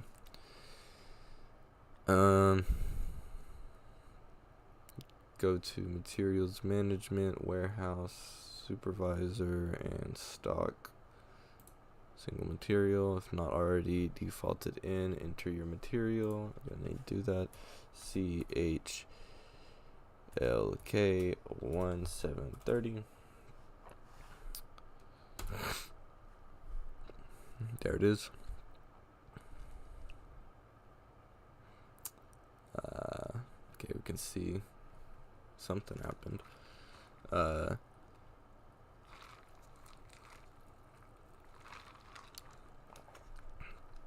Select the row for storage location trading goods Miami. We'll click it, and then we're gonna click transfer stock in plant. Okay, so now stock and quality selection. What? You can now see stock levels, lower table. For the stock and quality selection column, click on the share button. Okay, I was already on it. The icon under unrestricted use. What?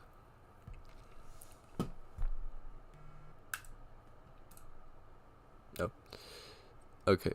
The icon under unrestricted use is now clickable. We'll click it. And the transfer stock and plant dialog. We're going to put 100 into here. Okay. And we're going to take a screenshot of the information. And this one we will be calling 12. Save it, and we're going to put it in our Word document.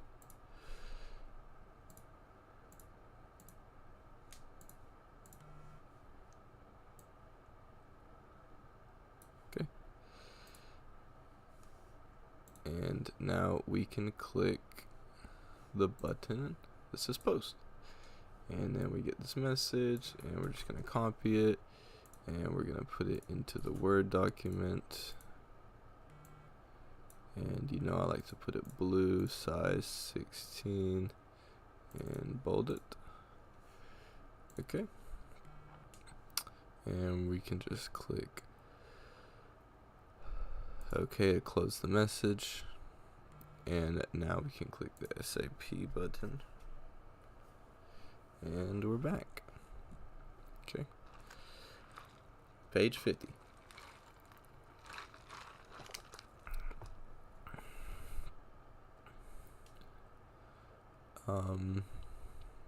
We can click the manage stock.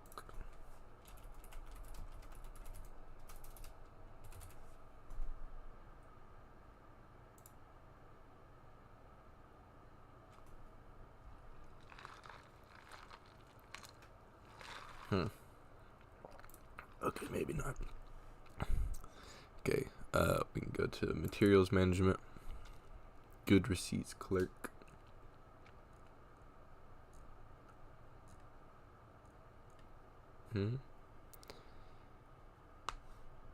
Good receipt clerk section.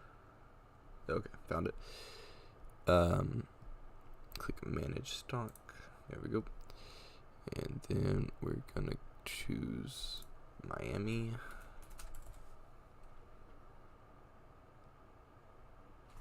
And then we're gonna search for our plant.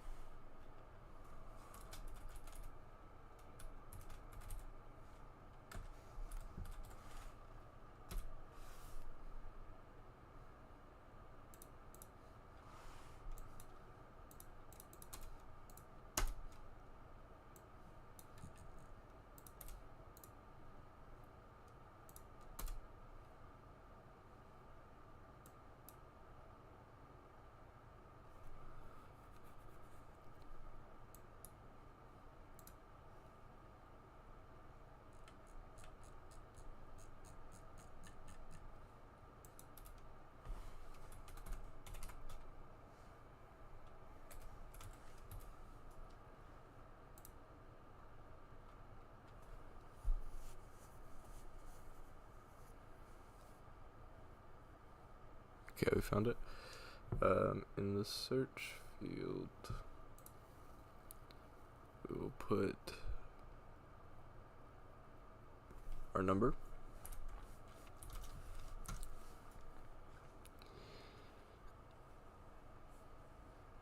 Okay, maybe not.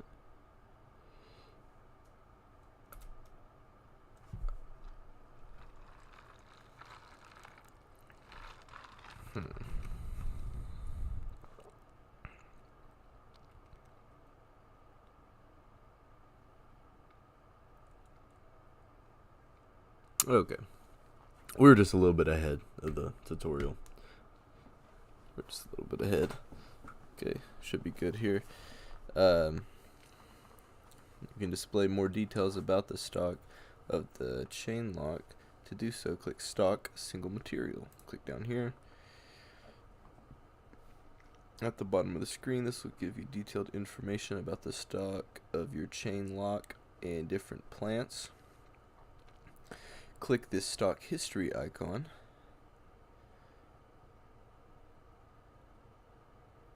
At the end of MC Miami, so it'll be this one.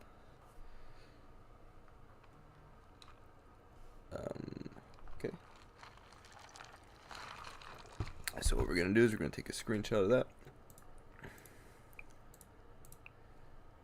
and we'll save it as 13. Okay.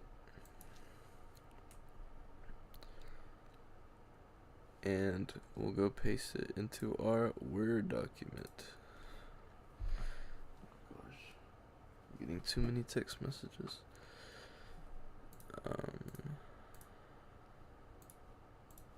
There we go, and I'm gonna resize it. Perfect. Okay. Now we can go back, we can close this, go back.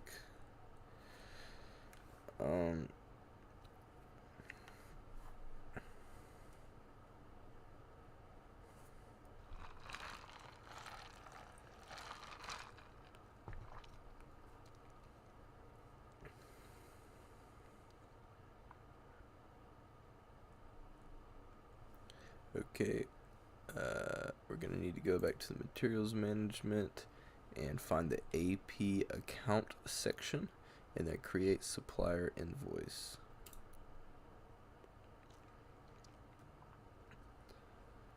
Okay, on the create suppliers invoice screen, enter today's date as the invoice date.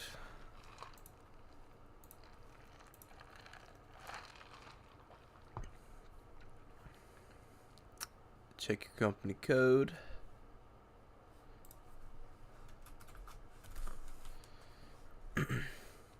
And enter 3,200 value of the above invoice in the gross.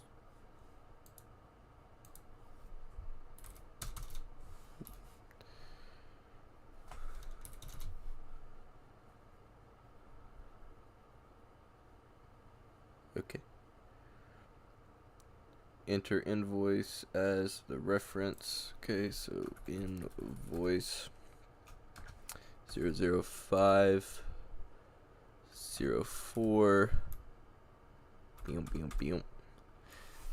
Check your entries against the following graphic. Looks good to me. I'm going to go to purchasing, document references tab. Now enter or search for your purchase order number in the thing. Then click enter.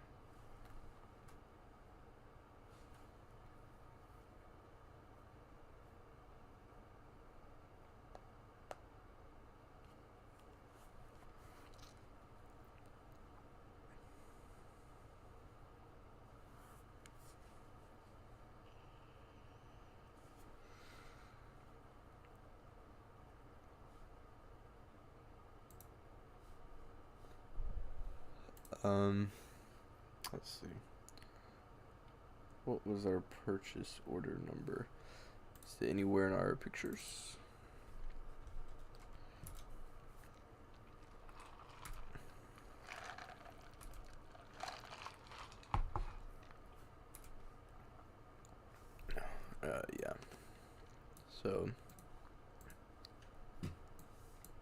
believe it's this number here.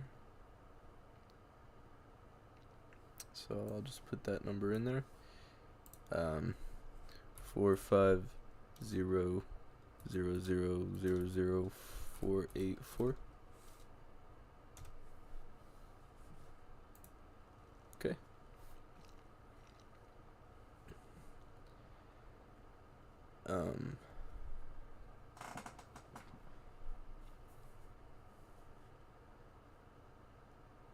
My invoice items have appeared.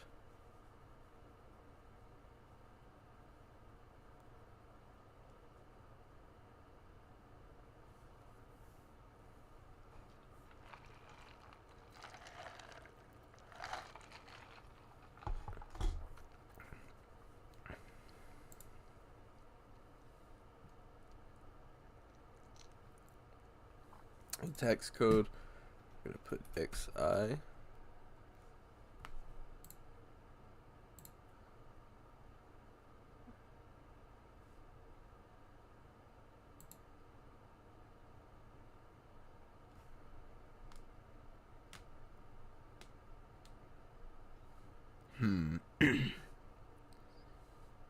Okay.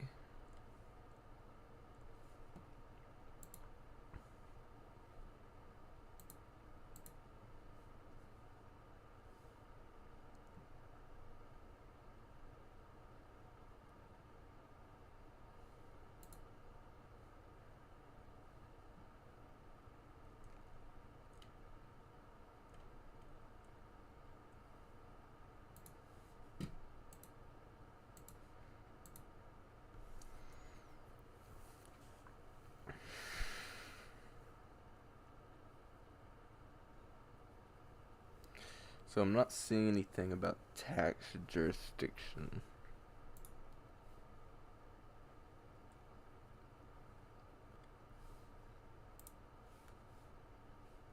Oh, it's right here. Am I blind?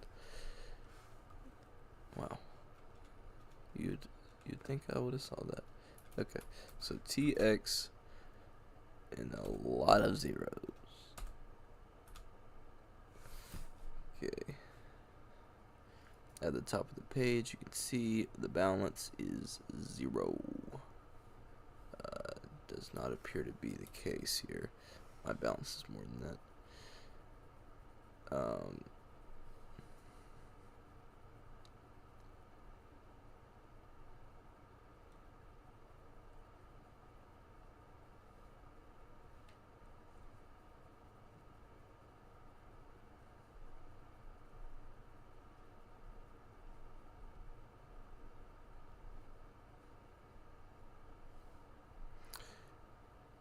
Wonder if I do this for both, or just the first invoice.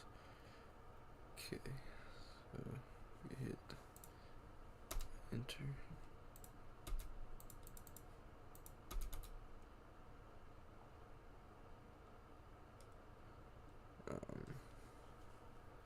Okay, perhaps we should click tax code found. No tax code found for difference.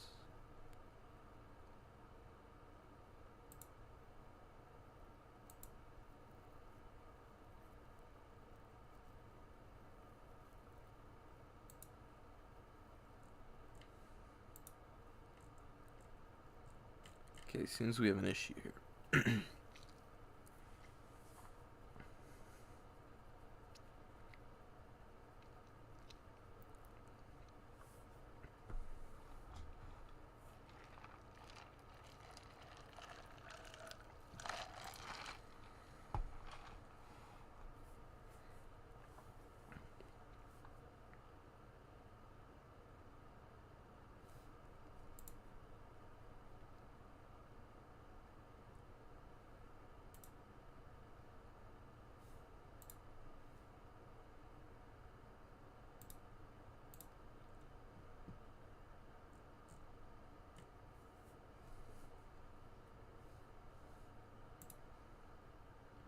Okay, awesome. Now the balance is 0. Great. So, I don't know what I did to fix it, but it's down 0. And then we can click the simulate button.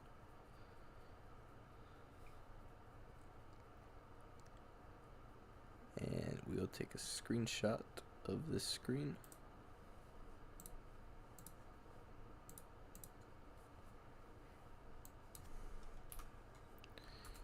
Name this 14.png. And we're going to put it into our Word document. Insert pictures as device 14. Insert, size it down. There we go. Okay. And we're going to click the button post. And this will generate an invoice number. And we're going to record the message received.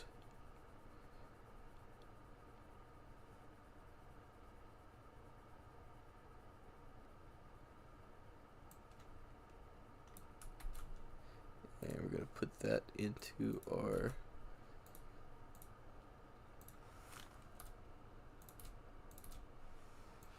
Word document. Now I like to make it blue, put it size 16, make sure it's bold. There we go, and then we are going to click no here. We're going to click no. And we can return to the launchpad. Great. Okay, now we're on 16.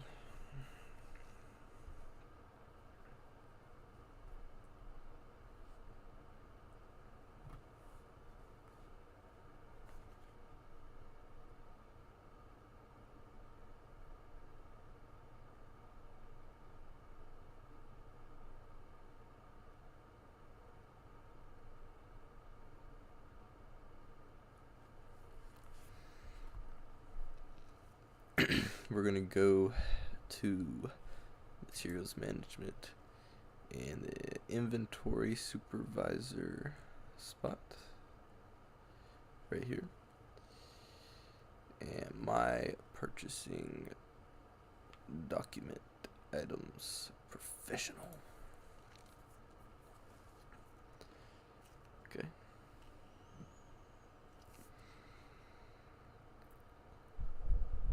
The app provides you with an overview of all purchase requisitions, purchase orders, goods receipts, and supplier invoices in the supplier field. Enter your vendor. Where? Enter your vendor. Where? Where do I enter my vendor?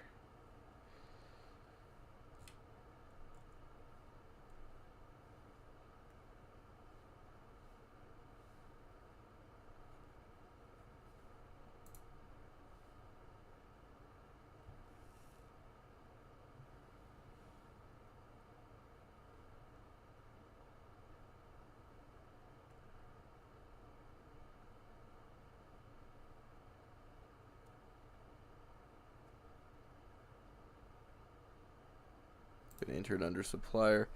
Okay.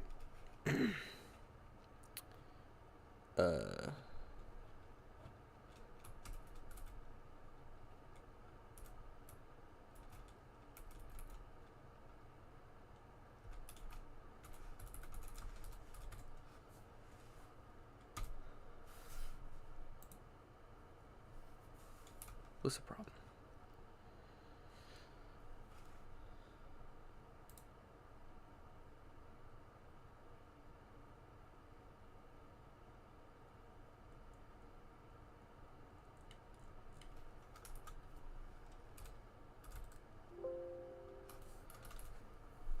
Does it not exist? Is that the issue?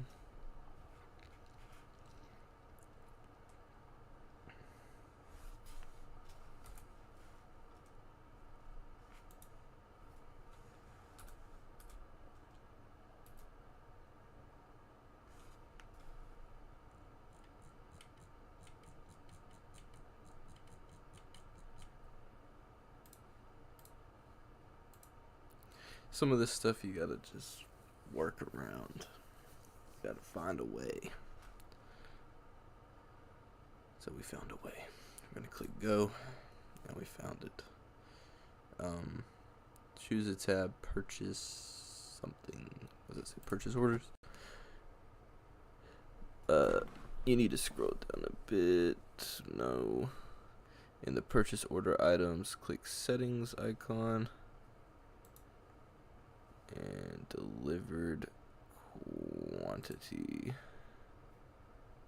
and delivered amount.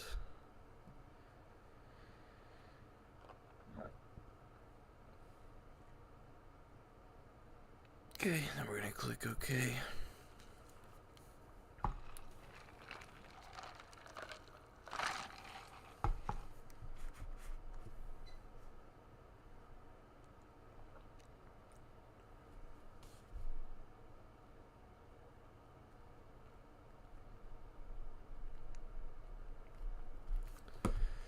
Okay. As you can see, the first item of the purchase order has been delivered for a value of $3,200, and we can see that right there. Awesome. Now I suppose we're gonna take a picture of this.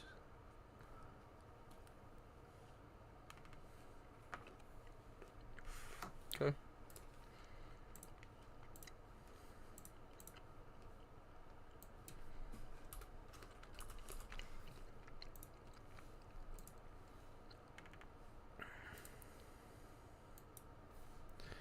And we will put that into our Word document.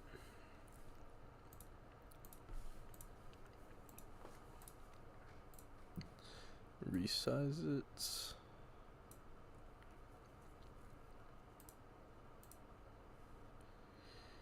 Okay.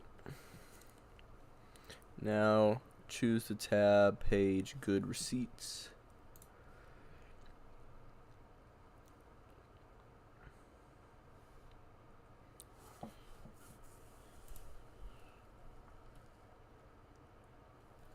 Okay.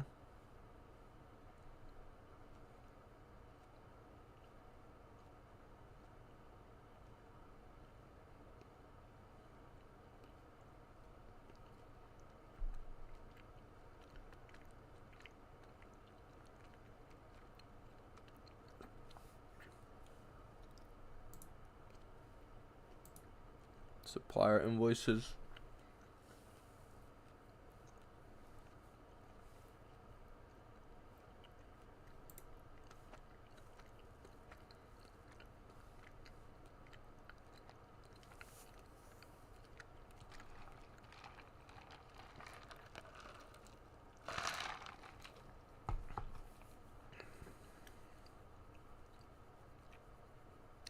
Purchasing document references.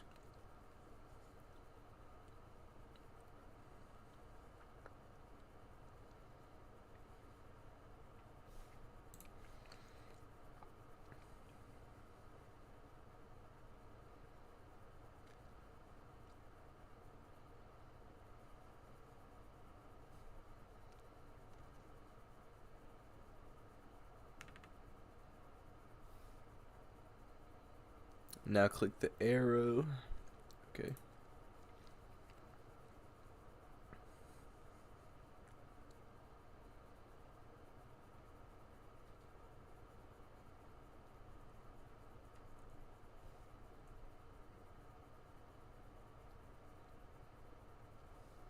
And we'll just take a screenshot of this.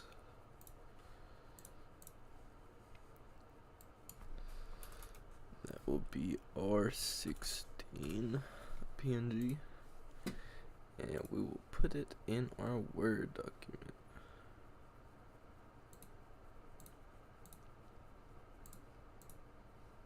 And I'll size it down. Awesome. Okay. Yeah, we're in the home stretch now, everybody.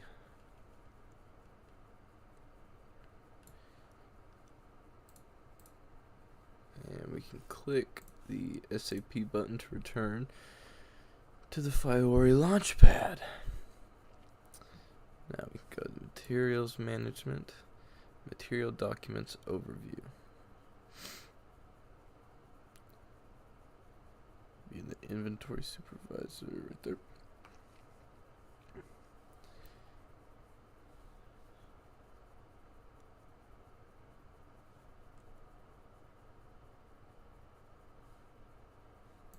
material field, we're going to put our lucky number.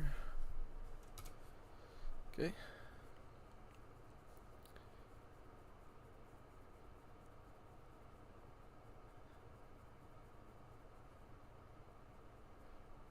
Click settings and activate stock type transfer. Right there, click OK.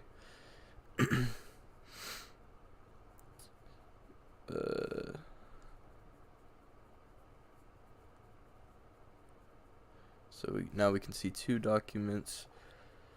One is a document for the goods receipt into quality inspection stock. You can also see a document generated by the transfer posting of the material to unrestricted use stock. Okay.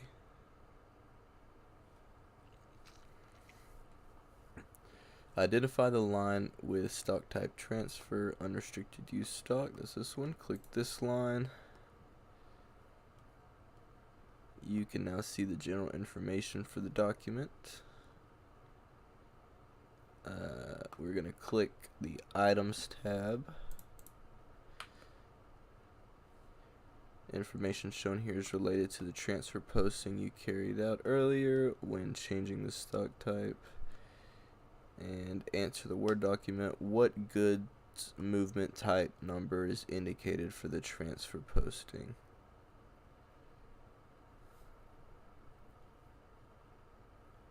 Good question. Let me try to figure out what that even means. So, what goods movement type? What does that mean exactly? What goods movement type / numbers indicated for the transfer posting?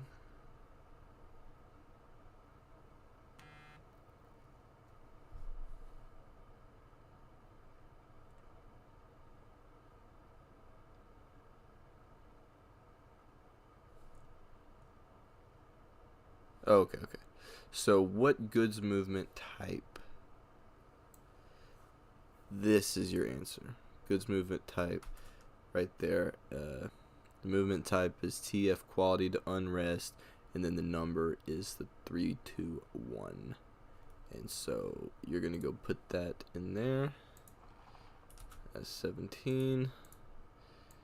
And you know I like to make it blue. Put it at 16. Ensure it's bolded. Lovely. Now we can click SAP button to return to the Fiora Launchpad. Awesome. Step 18. See, we're doing pretty good. We got technically 6 left. So this should go quickly.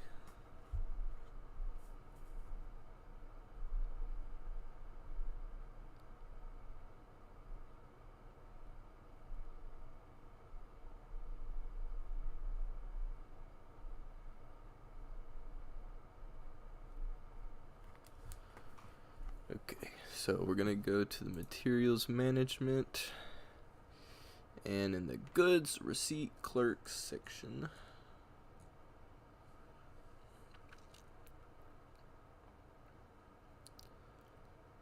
we're gonna search. We're gonna look for post goods receipt for purchasing document. Okay.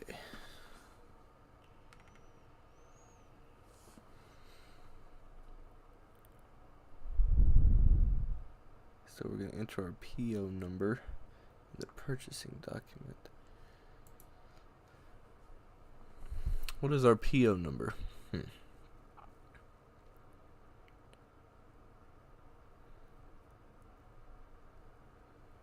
Good question. Do we have any information on that PO number? Purchase order number, I assume. So, this is 9, so this is the one we used last time, so I believe it could be the same one, so it'll be this number we used. So we're gonna do 45000000484.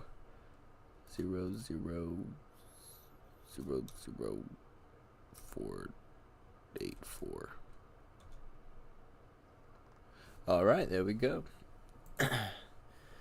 And we have that. Next, search for your place.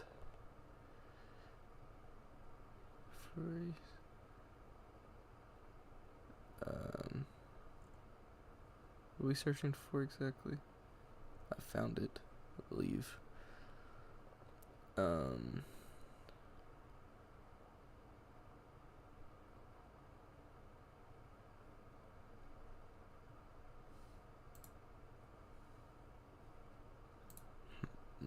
I don't want to do that. No.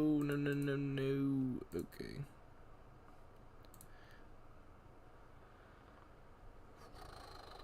That's unfortunate. Okay. What was the number?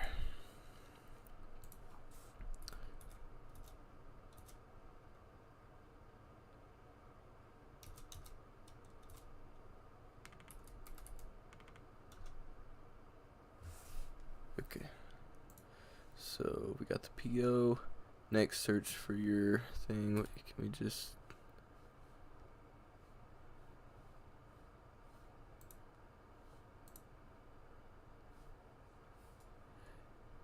To me, it looks like we found it. So, double click your purchase order. Is that what we're gonna do?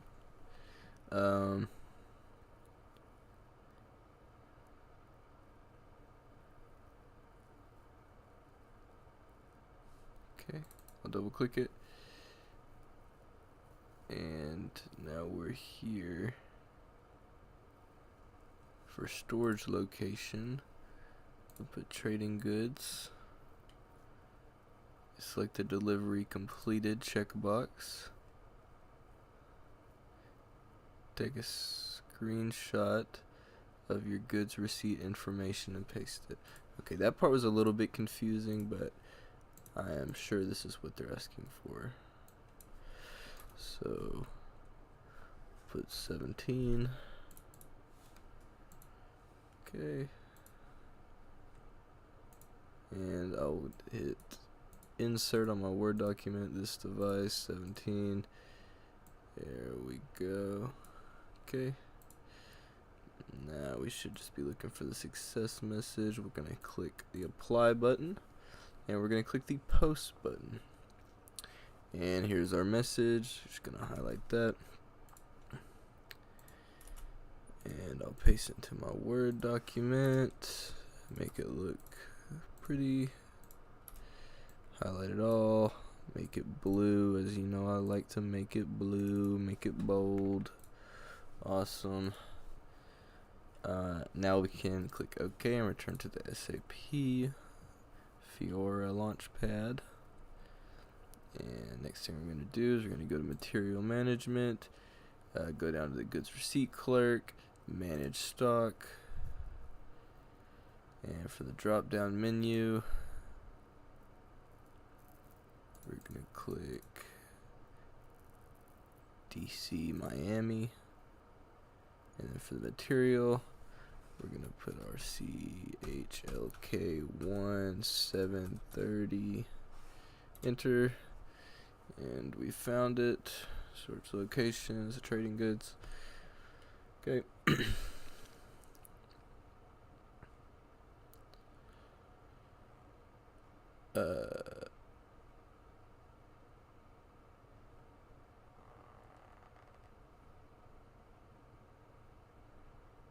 Take a screenshot of this information. Okay, so we're just going to take a screenshot of this. And this will be our 18. Save. And we're going to put that in our Word document. Insert pictures of this device 18. And we're going to resize it. Take a screenshot of your stock. Okay, let's see what's next. So since the goods receipt in the previous step was posted directly to unrestricted use stock, you can see the stock in this category has increased from 100 to 200, which we can see right here. You can find more details about the chain lock stock. To do so, click stock single material right down there. It'll give you some information. Click on this in the DC Miami, and we have this information. It's now at 200, and we're just going to take another screenshot of this, save it at 18. This will be 19. There we go. Go into Word, and we got the 19th screenshot on the 19th problem. And we're just going to resize that. There we go. Okay. And moving on. Okay. We're going to close this, go to SAP, back to the Fiori Launchpad. Step 20. We're on page 70. Let's go, let's go, let's go. Making a lot of progress here, everybody.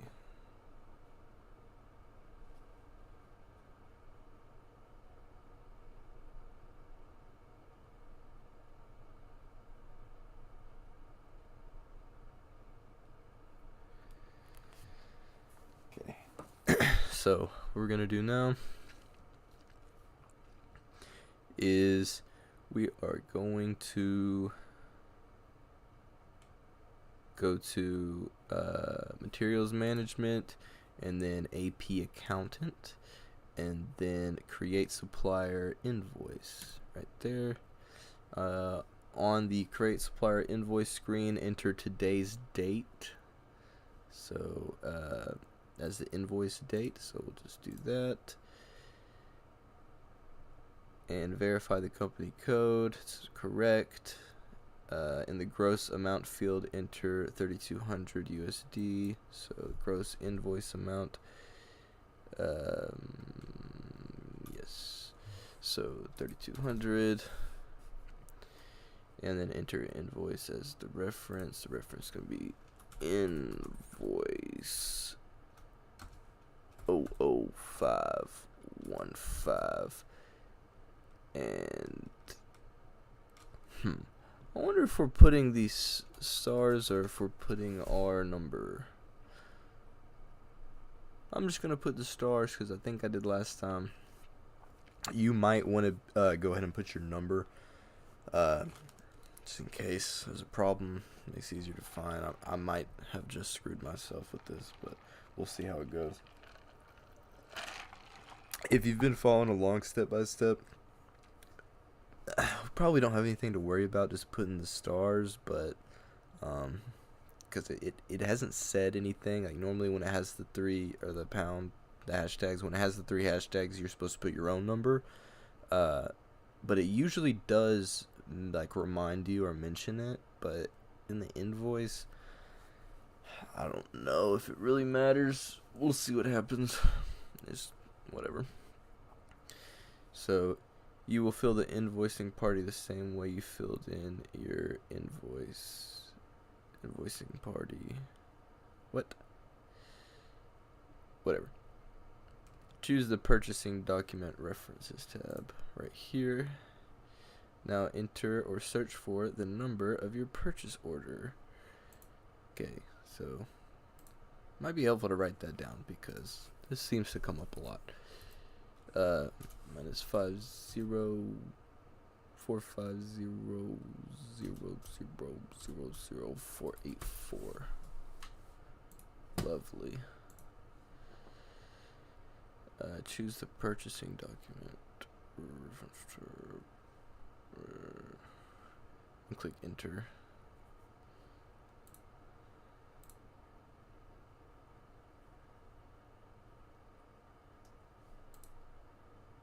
Okay.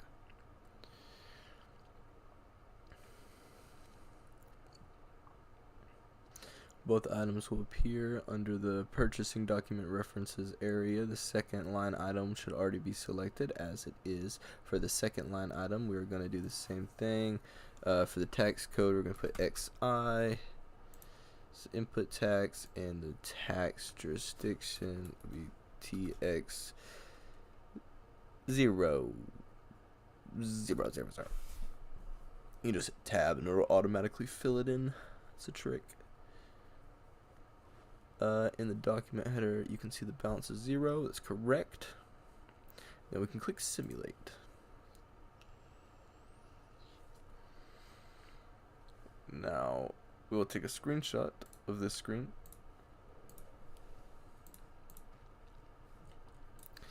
And this will be known under the alias of 20.png. We're going to click save. Then we're going to go to Word. And then we're going to paste it under 20. 20 and 20. And then we're going to resize it to where it fits. And then we're going to go back. Okay. Now we can click post. And we have our thing. Now we can highlight this. And we're going to go back to Word. And we're going to paste the message.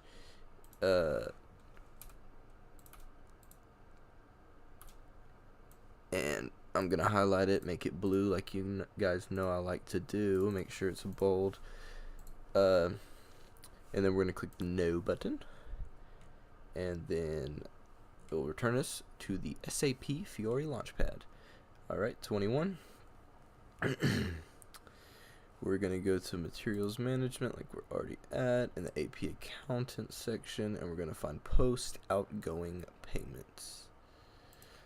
Got it right here.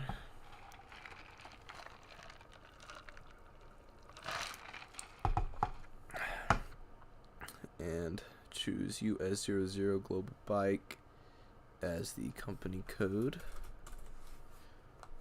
Okay.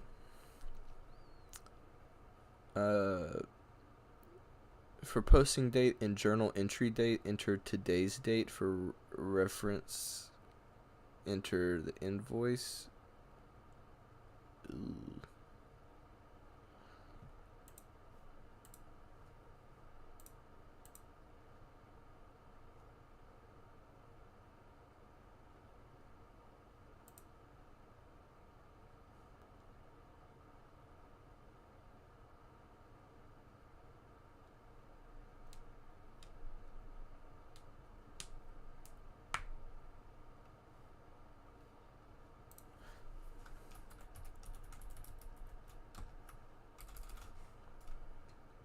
Current period.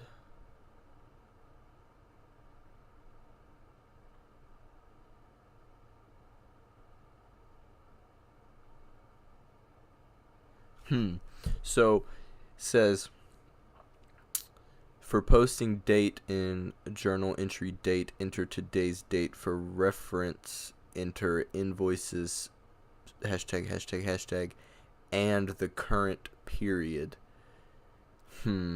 Current period. I don't know. I'm gonna leave it. For the GL account, enter 1810000. Okay. And the amount, we're going to put 6,400 USD. Okay, and ensure it's on KZ, which it is. Notice the balance in the upper right corner is currently is 000. You will still need to indicate whether the invoice is paying change that. Use the following screenshot to check your entries. Looks wonderful. Under open item selection, let's see. What?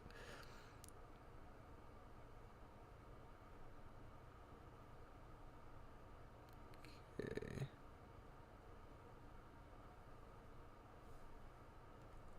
Okay. They're open.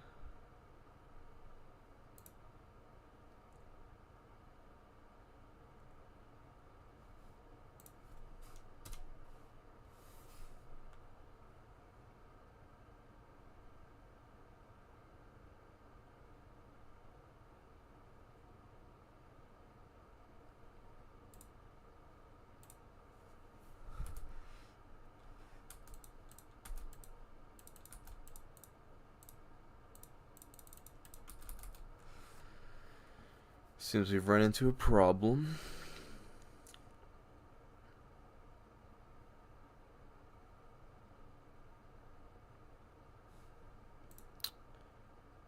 Oh, okay. No, we didn't. Right here, guys. Sorry. False alarm. So, we're just going to look for CK. Wait, what is it? I already forgot what it was.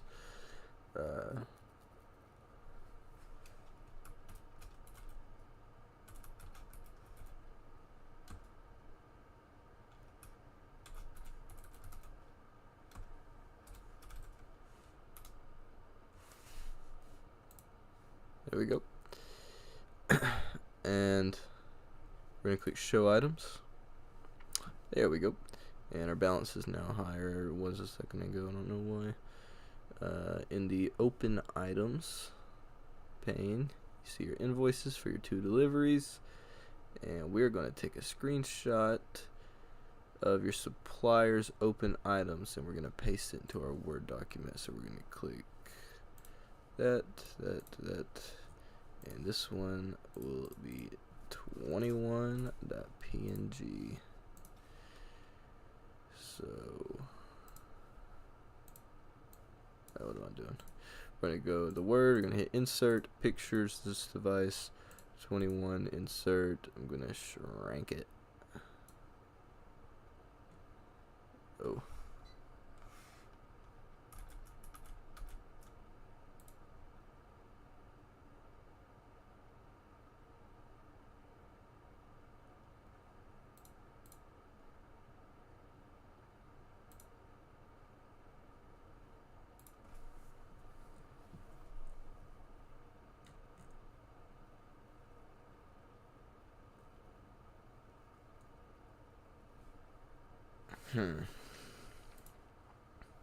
So this is different. Take a screenshot of your items to be cleared.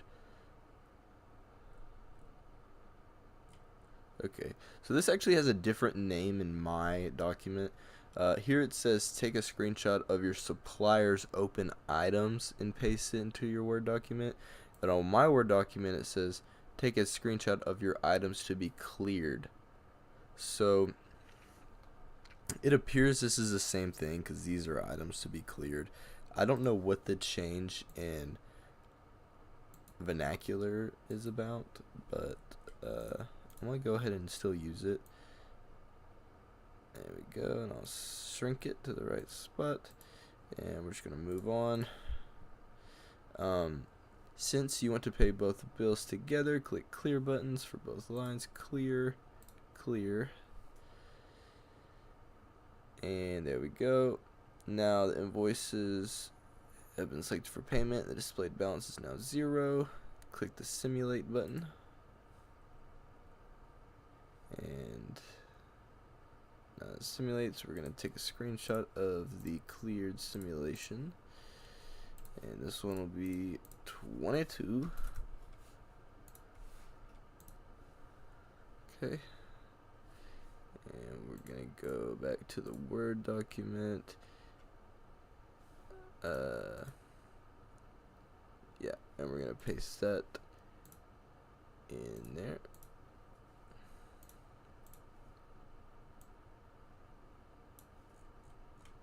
Okay.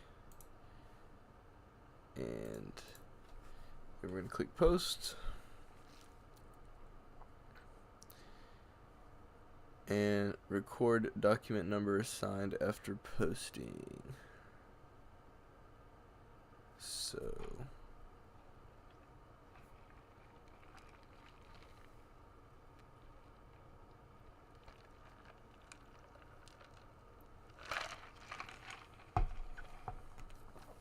this is gonna be it.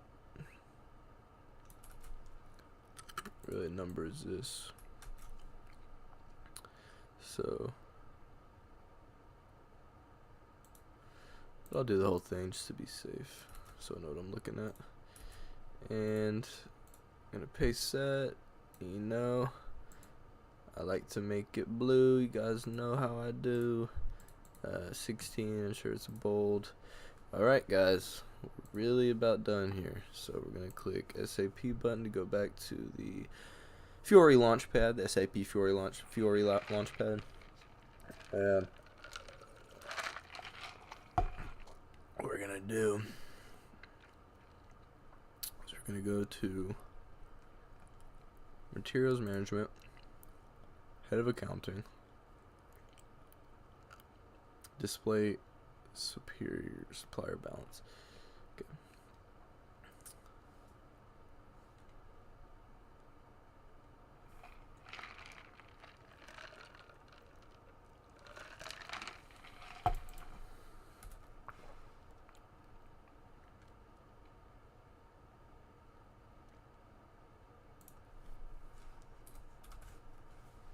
We're gonna go here, type our number, and then hit go, and then scroll down until we find Midwest Supply. So Midwest Supply. Okay, and we're gonna select it, and then we're gonna click OK. And for the fiscal year, ensures the current year, company code, we're gonna put US00. Okay. Then we're going to click go. Then we have the following graphic. And we are going to take a screenshot of this graphic.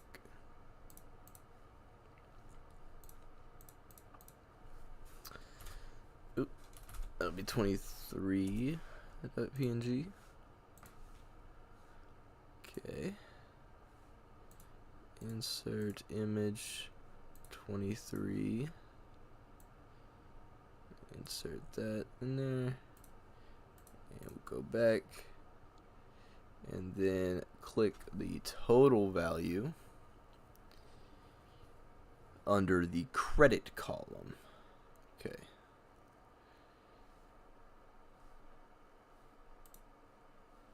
Okay, let's see what's going on here.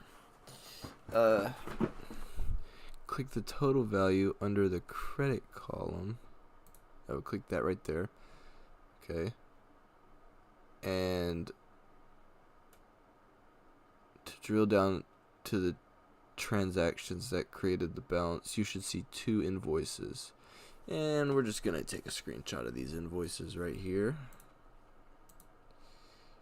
Save them as 24.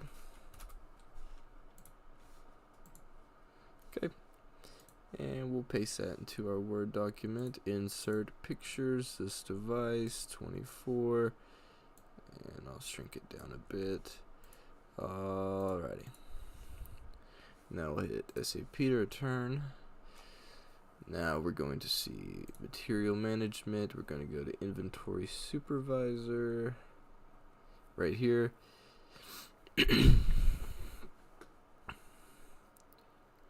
And we're going to click My Purchasing Documents. Okay. In the plant field, we're going to put Miami. So, what? Okay. Sometimes you just got to play with the scroll wheel a little bit to get that to show up. There might be a button, but for me, I just play with my little scroll wheel on my mouse, and that shows up. So for the plant, we're going to put MI00. Okay. And then we're going to click Adapt Filters, and then we're going to add material.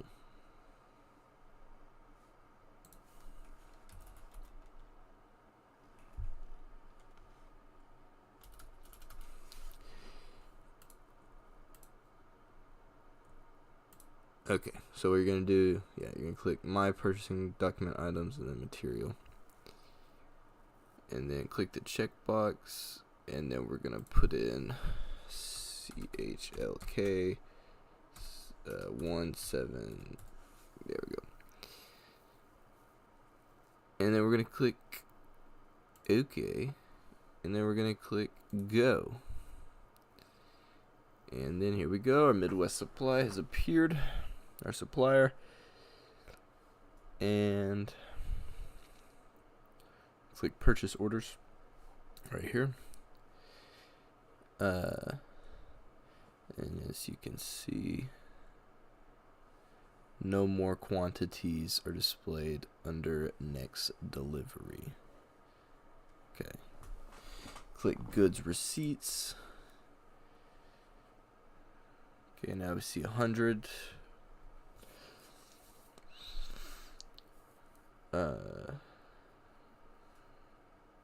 Click supplier invoices. To display more information about the documents, click either line. Note this link is displayed. Okay, so we're just going to click a line. Now we have more information. And we're going to take a picture of this information. Purchase order history.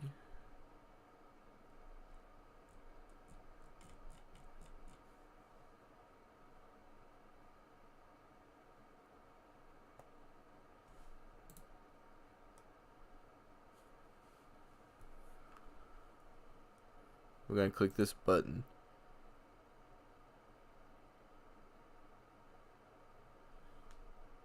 Am I on the right thing?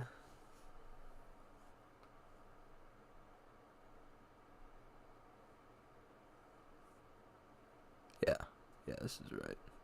Okay, so we're going to take a picture of this. And we're going to call it 25. And we're going to insert that. And shrink it. And okay, go back to SAP, materials management. We're going to go to head of accounting again.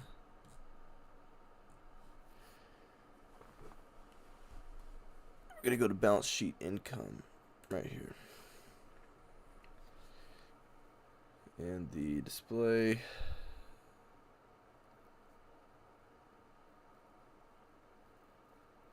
For the company code, we're going to do US00. And for the financial,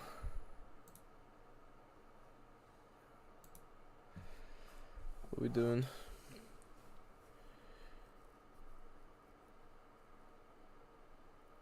For the company code, OL for the ledger. Financial statement version. I don't have the thing. I do have. Okay, I do have statement version. We're going to do G000 right here. And make sure the balance type is normal.